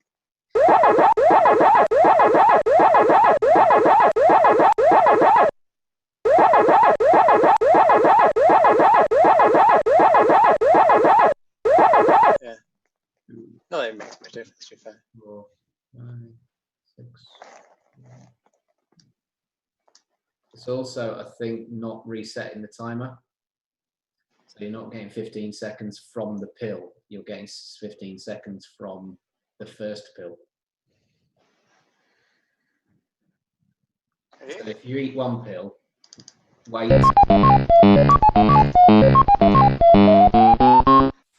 Eat 1 of them, and then head over to the other side. Timer. Oops. Oh, I didn't mean to get eaten. I was going to do.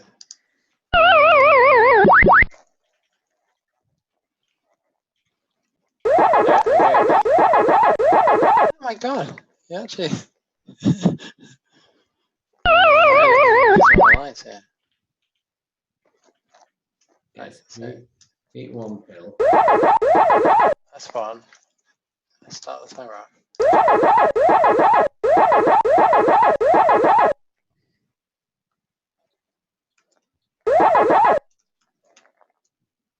And then now it's.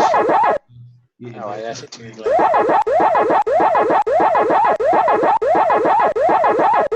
that should be 15 seconds from now. Yeah. To 20. 35 should be. Yeah. Oh no, yeah, you're right. Doesn't reset it. Is that because we're not changing state again? why are we actually even setting the time when we enter the frightened 40. state? It's on 40. We're doing it when the state changes, whereas we should do it when we're triggering the change. Yeah. Power pill collision. Power pill eaten. Needs to be in that block, doesn't it? Where's it changed? It's currently in 40. Because we do it when we enter the frightened state at the moment on line 40, but we're already in frightened. Oh yeah, okay. So we need to do it on power pill eaten.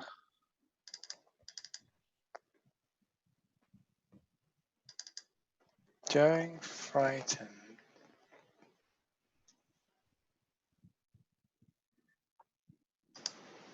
We're doing here. Ghost not edible. No, the one above is where we're doing it at the moment. We're doing when it. it, oh, when it, okay. Comes in, we're doing it there. Any...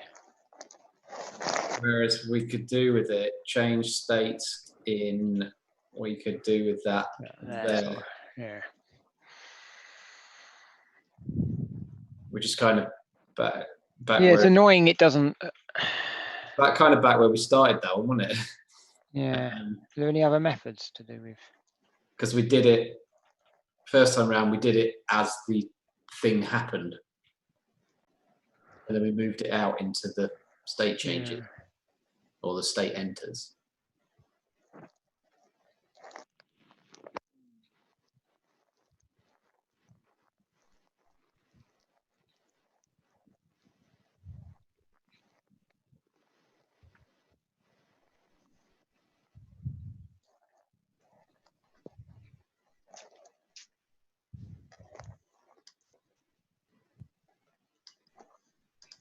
Well, it's entering that, so it's not, so it's not entering that state because we're already in it. Yeah. Already in it.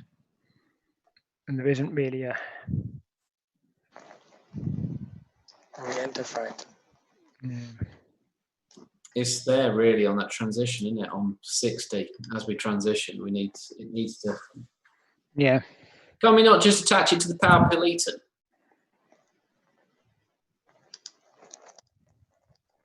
Can do.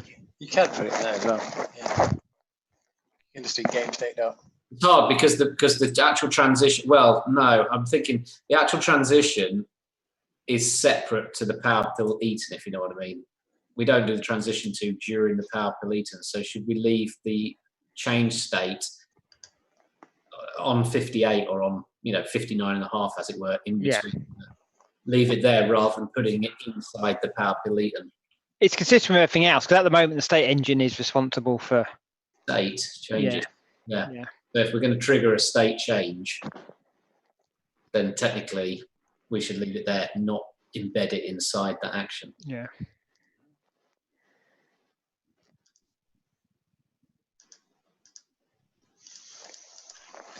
Well, we can write a test to make sure it doesn't do that. Yep. So yeah. Power pills. Eating a second power pill resets frightened timer.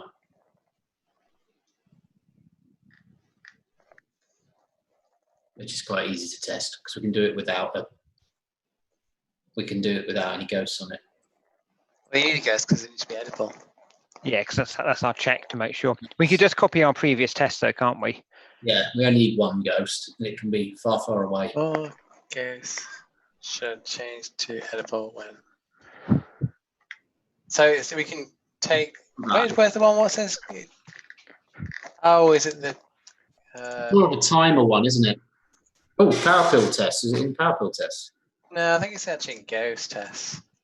There's some power pill, but I think it's the ghost test should do that sort of as edible. Each state stays alive when pill collected. Cannot collect the same pill twice. Edible ghost becomes not edible.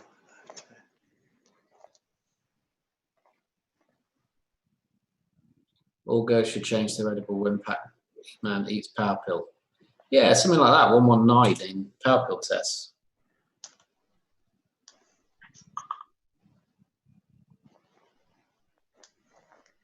Although, should we do the one that we've literally just written, the timer one, to see that it lasts for twice the timer? Well, I was thinking we could just change the timer to just have a 2 seconds and we can just pass in 2 seconds. Yeah. For each one. Ghost should not return. Yeah, so it's literally this test. That's quite a good one to use. But it's probably shouldn't, it should be on ghost still. Ghosts.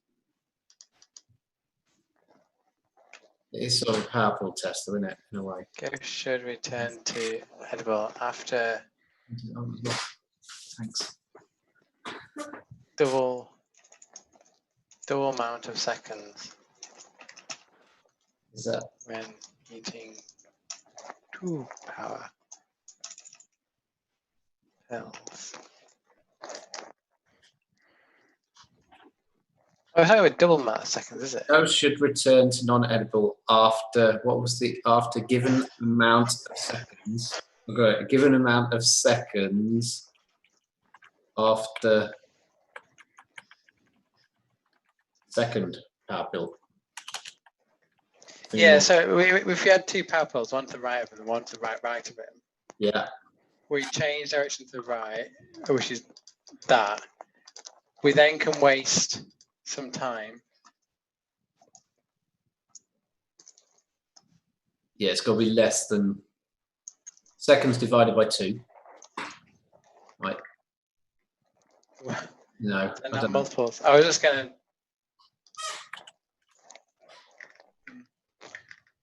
We can seconds to -1. So.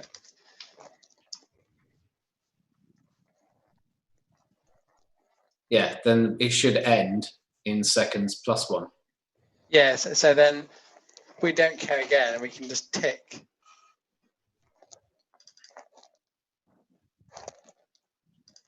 For the same amount of time again. And then that'll just make it so it eats the second pill. Did you want it right? Or right? Yeah, right. Because I didn't want it to conflict with these ones. So this has to do a tick. But I suppose you could do 1 tick.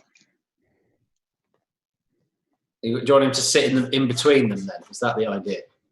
Eat 1, sit in between them, and then eat.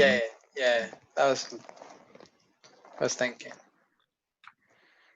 And then they should be all edible. And then you should tick once more again.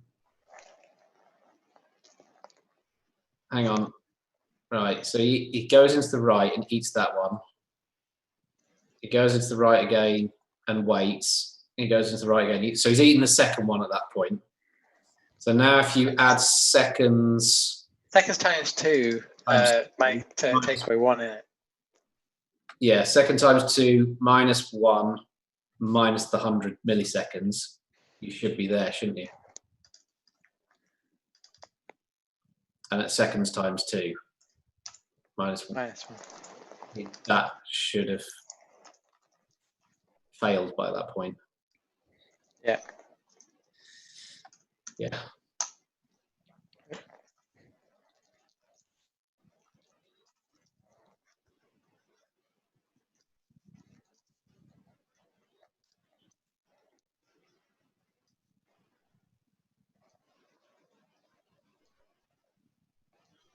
Yeah, that's good. It should have failed on all 3 as well. Yeah. Mm-hmm. Yeah, so they're all meant to be edible, but none of them are edible. Yeah. So yeah, if we plumb that other bit of code in what we said, we're going to change it. State machine, which is in here. It's a shame there's not an always transition to or something, isn't it? Yeah, like a. Well, I guess you're not transitioning, you're already in that state. It's almost like you don't want to transition to, you want a reset to. Yeah. Is the one. No, I had a quick look. Couldn't say it.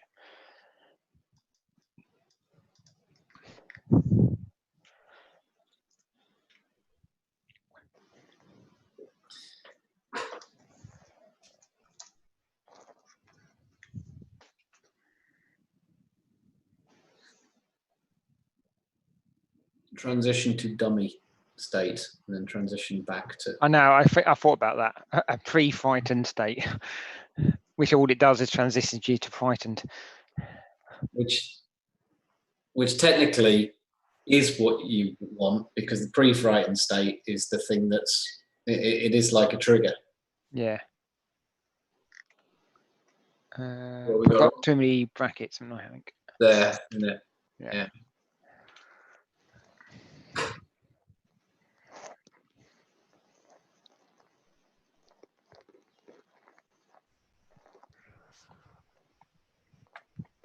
Passes anyway.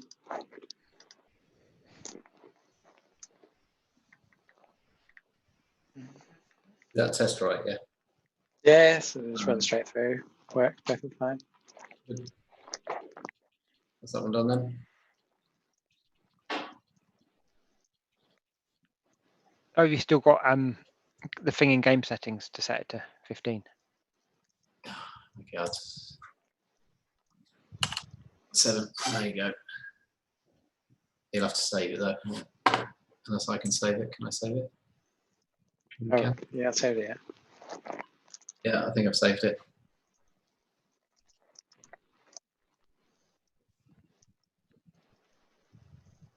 You can do minus amend. Oh, for the last one. Yeah, if you do git commit. Sorry, git commit. Yeah, minus amend space minus. Oh, you can do minus no edit as well, which takes the previous message. But fine, just close the editor and take that.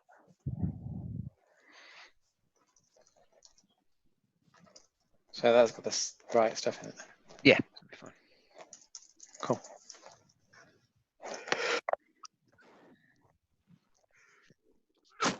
All right.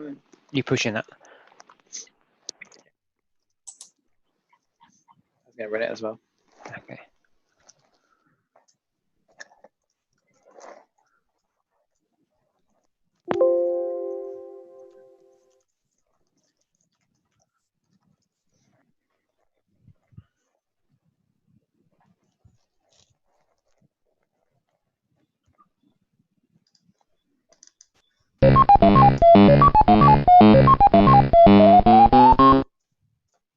Get across the 7 seconds.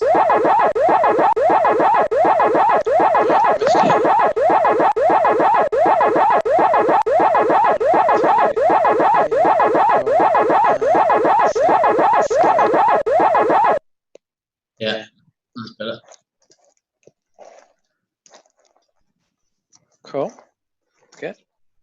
So we got the inverse then. So when they come out of fighter mode, they need to revert to their correct strategy. It might be they do that already. I'm not sure. I think they do. I think it does. We return to scatter, I think. Oh, okay, in which case they should. They're supposed to return to whatever they were at before with the counter at whatever they were at before. Really? Just to make it more awkward. That's fine. That's hard because at the moment that count is globally, not per ghost. Yeah, it is a global counter. The scatter chase counter is a global counter. But I think it just goes on pause. Oh, okay. They go into frightened, and then it just gets released back when frightened mode is over. What about if one of the ghosts is eaten though? What I happens? think they just go into whatever they were in. Oh, okay.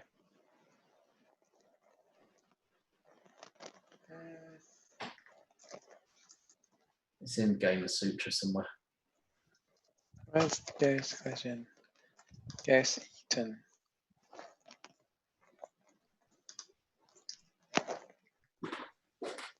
Sent home, increase score. Sent home do.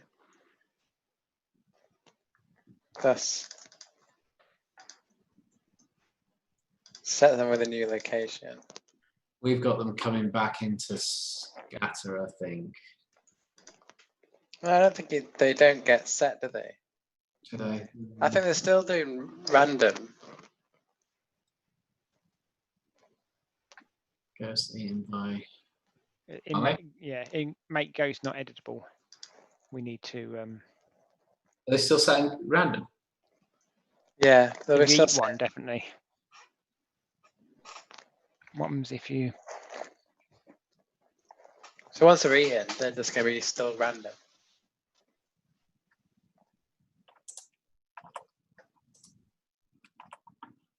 And ghost home. Extend the ghost. I set to home.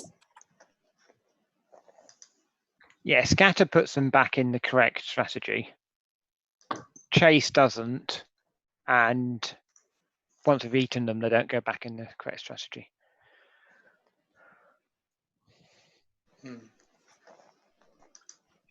So it's basically line 75 in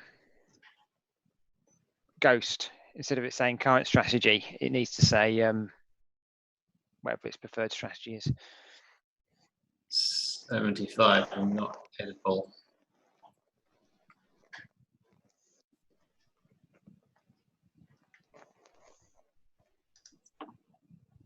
What do we start? Yeah, the end of line 75 wants to say strategy rather than current strategy. Line 75. In Ghost, yeah. Because that sticks it with the one at the moment, which is the random. So it needs to go back to its normal strategy. All right, okay.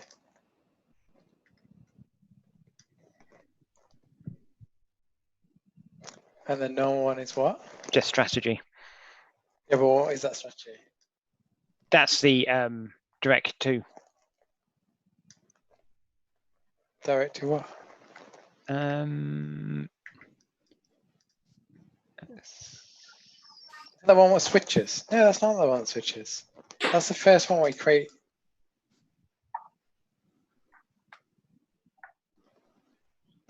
Strategy is how it changes things. Yeah. Yeah, strategy is the one where is the one for the ghosts, isn't it? So they all have different. Like, okay. Yeah. Oh right, okay. We can. That's a pretty easy test then. To say it flips back to the the original one. Because we can just tick again, and then this strategy, if we got standing still, it should stand still. Good thinking. Or go right. Yeah. Whichever one you want, yeah. Good old go right strategy.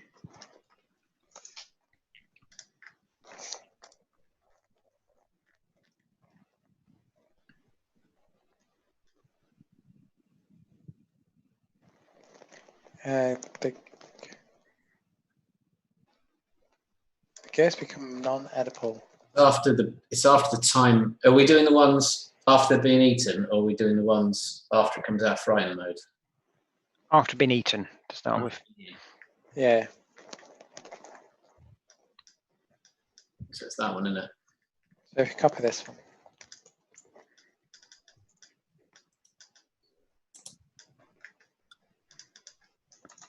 Actually, it's the same bit of code for both, isn't it, anyway? Yeah.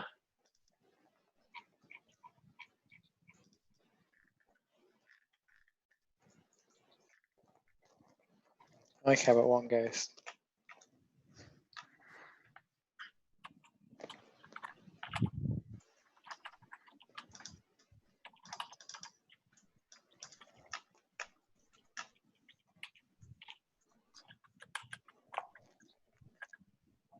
Oh, this one's going right. Oh, okay, that's fine. You can have him standing still. As long as he's... Yeah, we can't really track his position because if he goes to frightened, he'll wander around, won't he?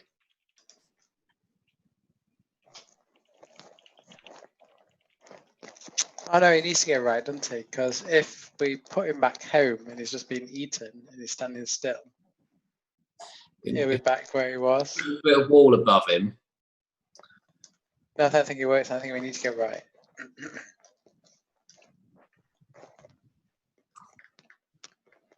I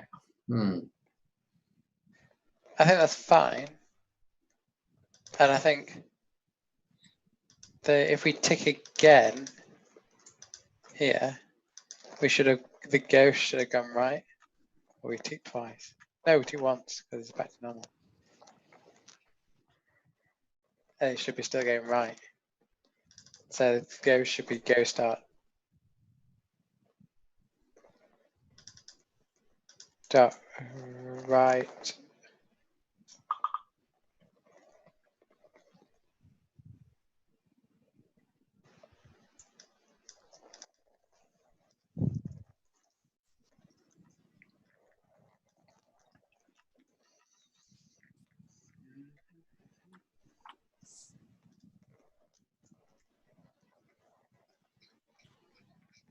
Yeah. Which I think probably work because the random picker thing always picks right. On its first go. So I actually think that test I just wrote, it'll probably pass, but we can make it fail by changing the.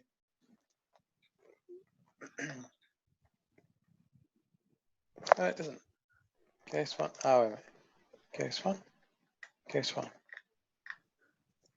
What? Yeah, do we need a ghost goes left strategy? Given key ghost one was not present in the dictionary.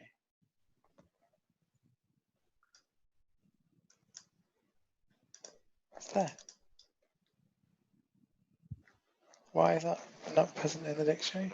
Which line failing on? Which is it failing on? Is it failing on 571 or 579? 579.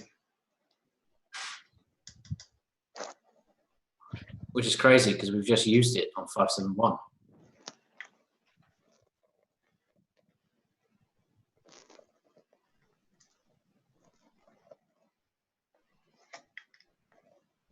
Oh, is that because he's just died? The ghosts disappear.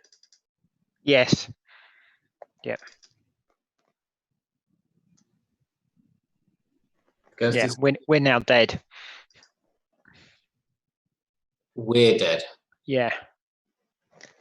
Wait a minute. So he starts off at left to PacMan. So that'll be the ghost's home, won't it? Yes. Yeah. Walking into each other. But they're walking to each other. So he ticks once, and then that's left, then that goes right. Left. Left. Tick once, and they go to there. Yeah, I think when we tick again, I think that's because PacMan's on top of. We tick again. Should have jumped over him, right? No, he'll have at that point he'll have come back to life and then killed him on that tick there. So do we need to do a change direction or move them further apart? Or Oh yeah, I suppose we could change direction. We could just say. We only have to survive one more tick, don't we? That would work, wouldn't it? Left. No.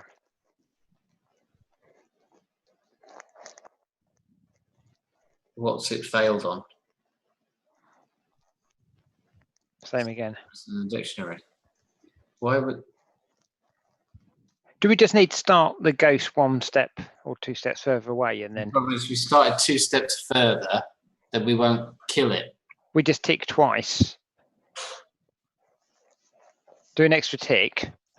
Yeah, because then do it. Yeah, do that, and then then when it jumps back, it'll be further away, won't it? I think your assertion might fail now. Yeah. PacMan. Yeah, so PacMan's now at location .left because we've ticked twice. Left. Ghost should be at ghost right, shouldn't it? Yep. Then we tick again, and then we're gonna PacMan's now at left. That's it. Yeah.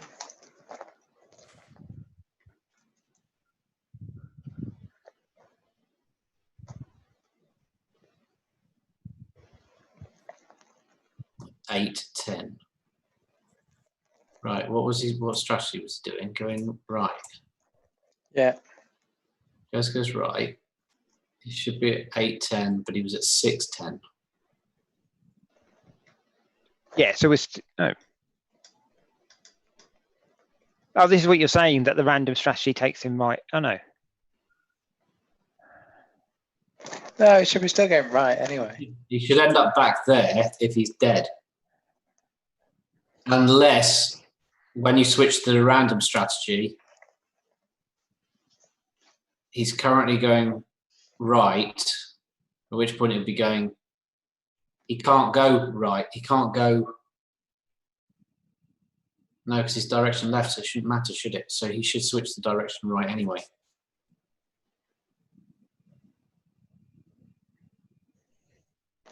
Which bit's, what's failing? The assertion?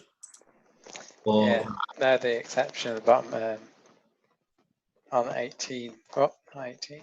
572. 572. So he's not going to there. He's going back.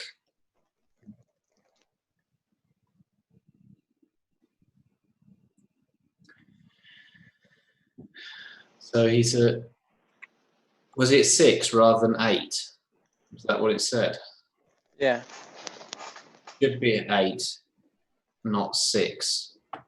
So it's almost like he's gone right and then back to left again. Well, he would if he's been eaten. So if we're expecting him to go right, and he's 2 squares away, then he's... Yeah, but he hasn't been eaten yet, has he? No. So we're on the random strategy. He's going right. Which is going right. And that goes right. But only goes right if we can go right, doesn't it? Yes. Because right's not, but our starting direction's left. What happens? But then we switch to go right. Yes, that's okay. So we can go right. Drop it, run it again with the second, another check in it.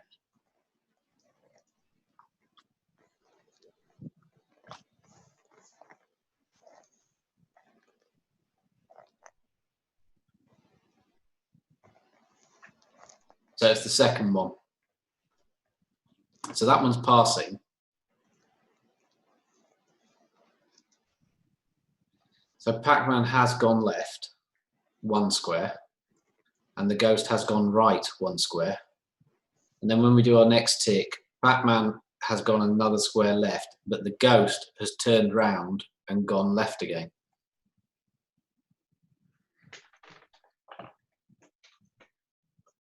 And what random are we using? To go right. So this will be set up, the game settings, to always go right. Are we flipping that direction? We are flipping that direction, aren't we? Yes. Yeah, we're flipping that direction. So then, in which case, he'll be set to go right, at which point the random is acceptable to go right, isn't it? Don't forget, we only get half speed. So every other tick, we don't do anything. Oh, yes, that'll probably be the problem. Yes. Yeah, but he's only half. He's only half speed. No. We're throwing away the second tick. Yeah, but he's 2 squares away. Yeah, but this should be 2 ticks here now, shouldn't it? So every one of them should be 2 ticks. To be, then that'll be 9, 7, 10. No. Yeah. Yeah, I think it's because of that. Yeah. Because we want 2 ticks in here, don't we? Yeah, so now we have to do 4. So you have to do 4. Oh, that's interesting. Because now, yeah, so the ghost has moved 2 and we've moved 1.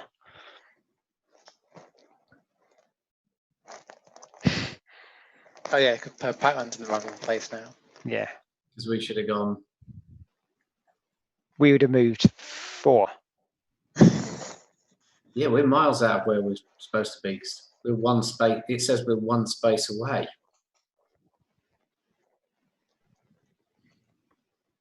I think by the time we've ticked that many times, we'll have collided into him again. The dead version. Sorry, the alive after he's died and gone back to life.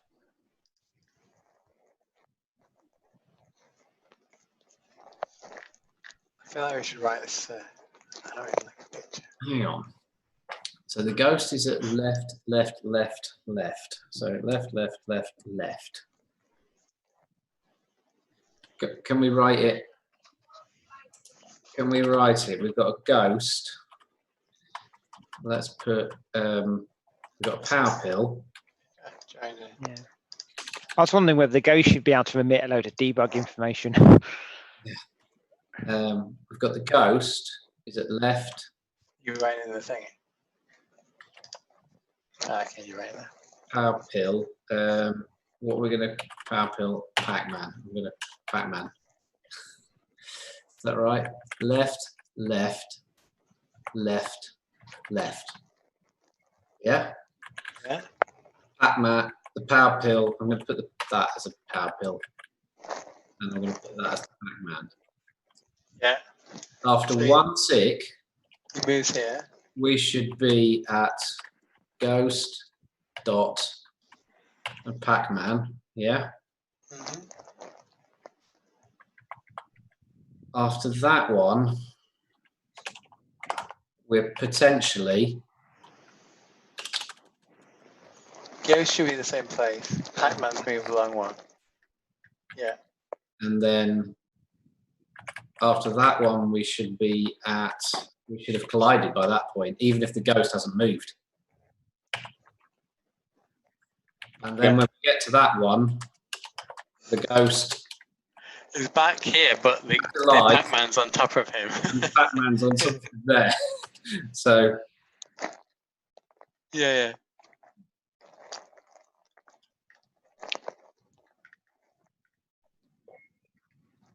So we need to put him further away.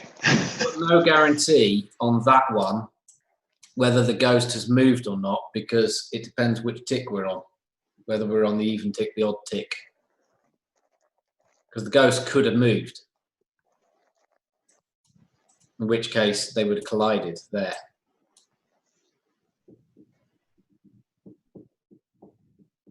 How many ticks is there? Is that the first tick? No, it's the second one. So in that case, 2 mod 2 is 0. Does he tick? So it will move. So he'd have moved.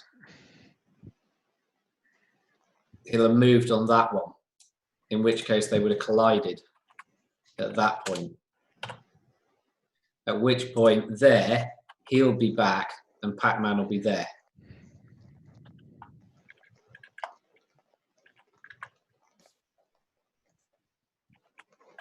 Let me put the other bits back in. So where's PacMan's starting point? 1, 2, 3, 4, 5. 1, 2, 3, 4, 5.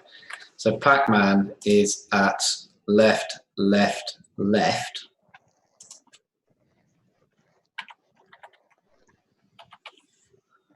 And Ghost should be back where it started at that point. You move the Ghost start further left then.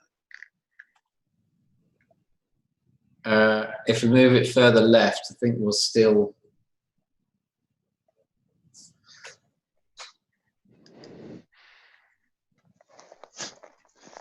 I'll still bump him. What's going to do? Where does it fail?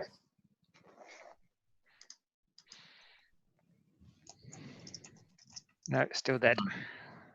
At 5, right? So it passed that, didn't it? It passed that one. Yeah. Yeah. Then we tick it, but then we're ticking again, so we are going to die. How would we not die? Oh, wait. If we change this to standing still strategy. Yeah, if we change this to standing still strategy, we won't move on this first tick here. Yeah, if we take that out, if we take because we take this tick out, then all we're doing is asserting that, aren't we? Oh, but we need him to move, don't we, to get what he's doing his starting strategy. Why don't we, at that point, change direction? Oh, we don't know that it's happened, do we? What moves first? Oh, hang on. How about if we, instead of starting left of him, if we started below him or whatever, and go up into it then? Yes, then that will fail, but that would only fail because we haven't implemented it. It will fail because he's going to continue going right. Is that right? No, he'll go back home still. He'll go, that's the problem. We could have PacMan, the ghost going right, PacMan below him. So then he eats a pill, ghost goes right, and then ghost goes right into him, eats the ghost, and Yeah. And then he goes back to here. Yeah. And then goes right for the next tick. And PacMan out of his way. Yeah, and then he's out of the way, isn't he? Because he's never going to be able to go up or diagonal. Yeah. So he's never going to get eaten. I think that's the. So So trying to do it. Left, up, up. Left. Is it nicer to go up first? I think up first, because that's the way we're going with PacMan. Do we only need to go once though, aren't we? Well, I was thinking more if we put the power pill just above PacMan. Oh yeah, okay, yeah. So then it's above as well. Yeah. Yeah, we're not very consistent with that actually. No. Do we want to draw it? Use my high quality drawing skills.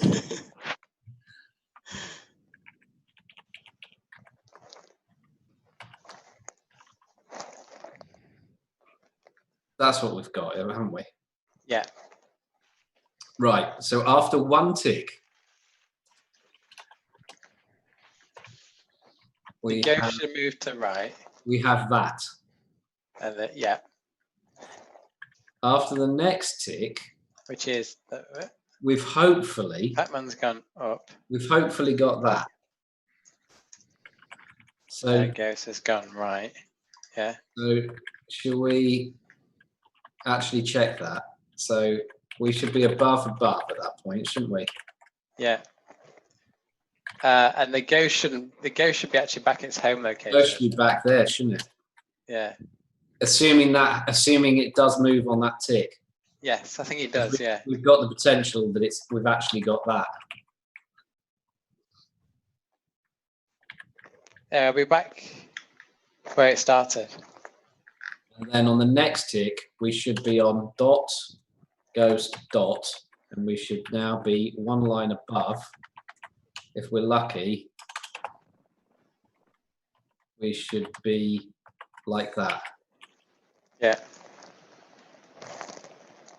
Should I put the dummy line in because it explains it better?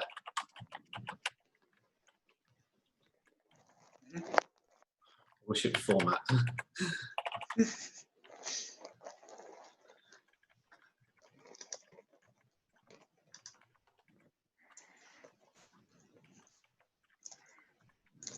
And then we should be at that, shouldn't we? Something like that.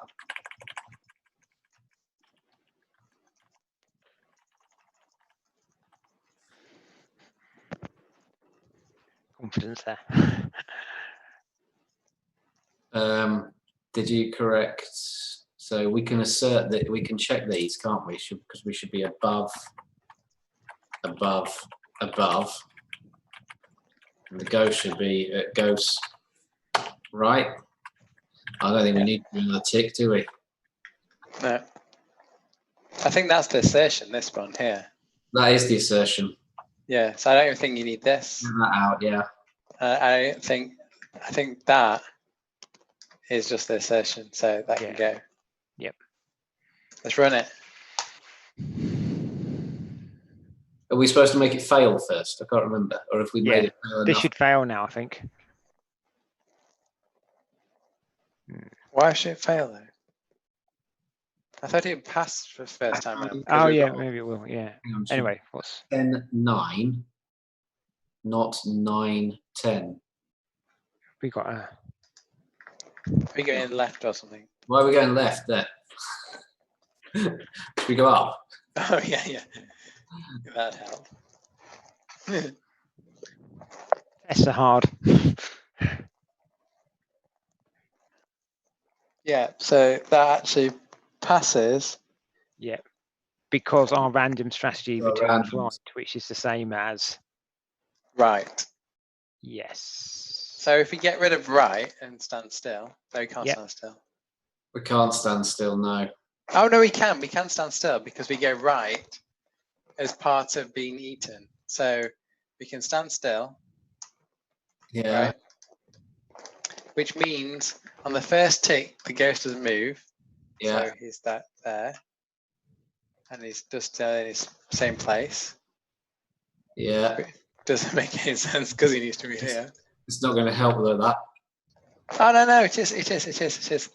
And then he's now here, so we need to be only right. We just need to be left to him, not left. So he starts off here instead, right? And then once we, as long as the movement fires correctly, because if Pac-Man eats the ghost, the ghost goes back home, and then the ghost gets to move.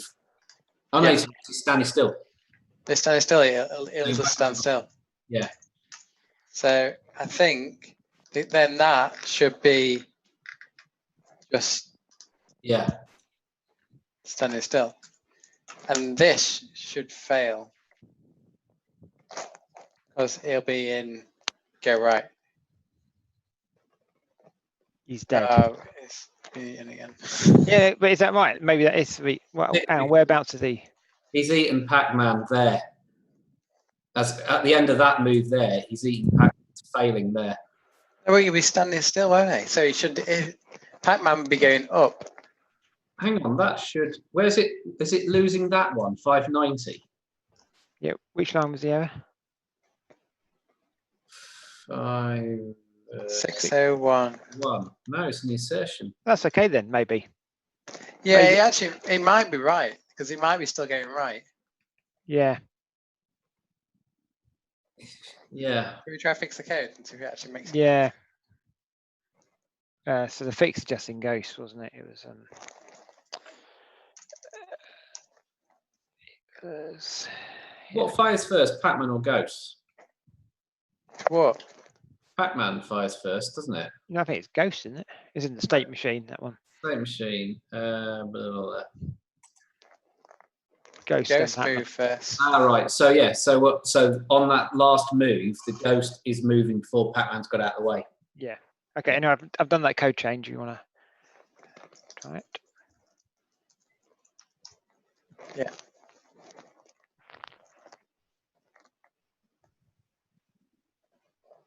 Strategy just takes. Oh, sorry, capital S. Hang on. Try that.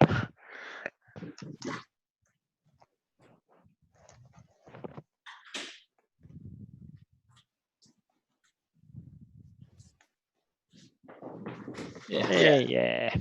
So it was because it was just getting in. Commit that run. What do we do? I can't remember. Pac-Man returns to normal strategy when Ghost. Yeah, no longer editable.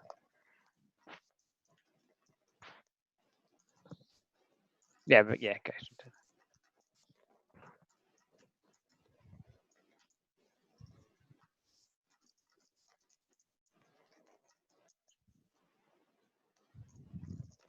Cool. I feel like it's a nice place to start as well. We managed one issue tonight then. I think, well, we did quite a few other changes as well on the way. We did, yeah. So let's just play it just to make sure it actually works. We've got tests, must do. Yeah, but I like you to.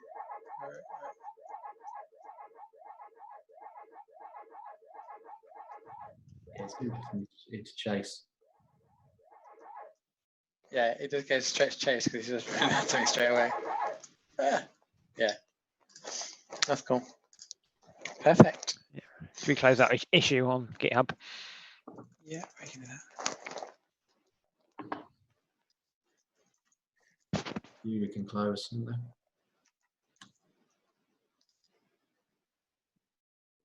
I like tick boxes as well.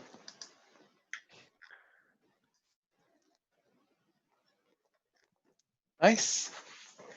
Cool. I think maybe we should do the ghost door next time. Ghost door? Yeah, as in, yeah, that bottom.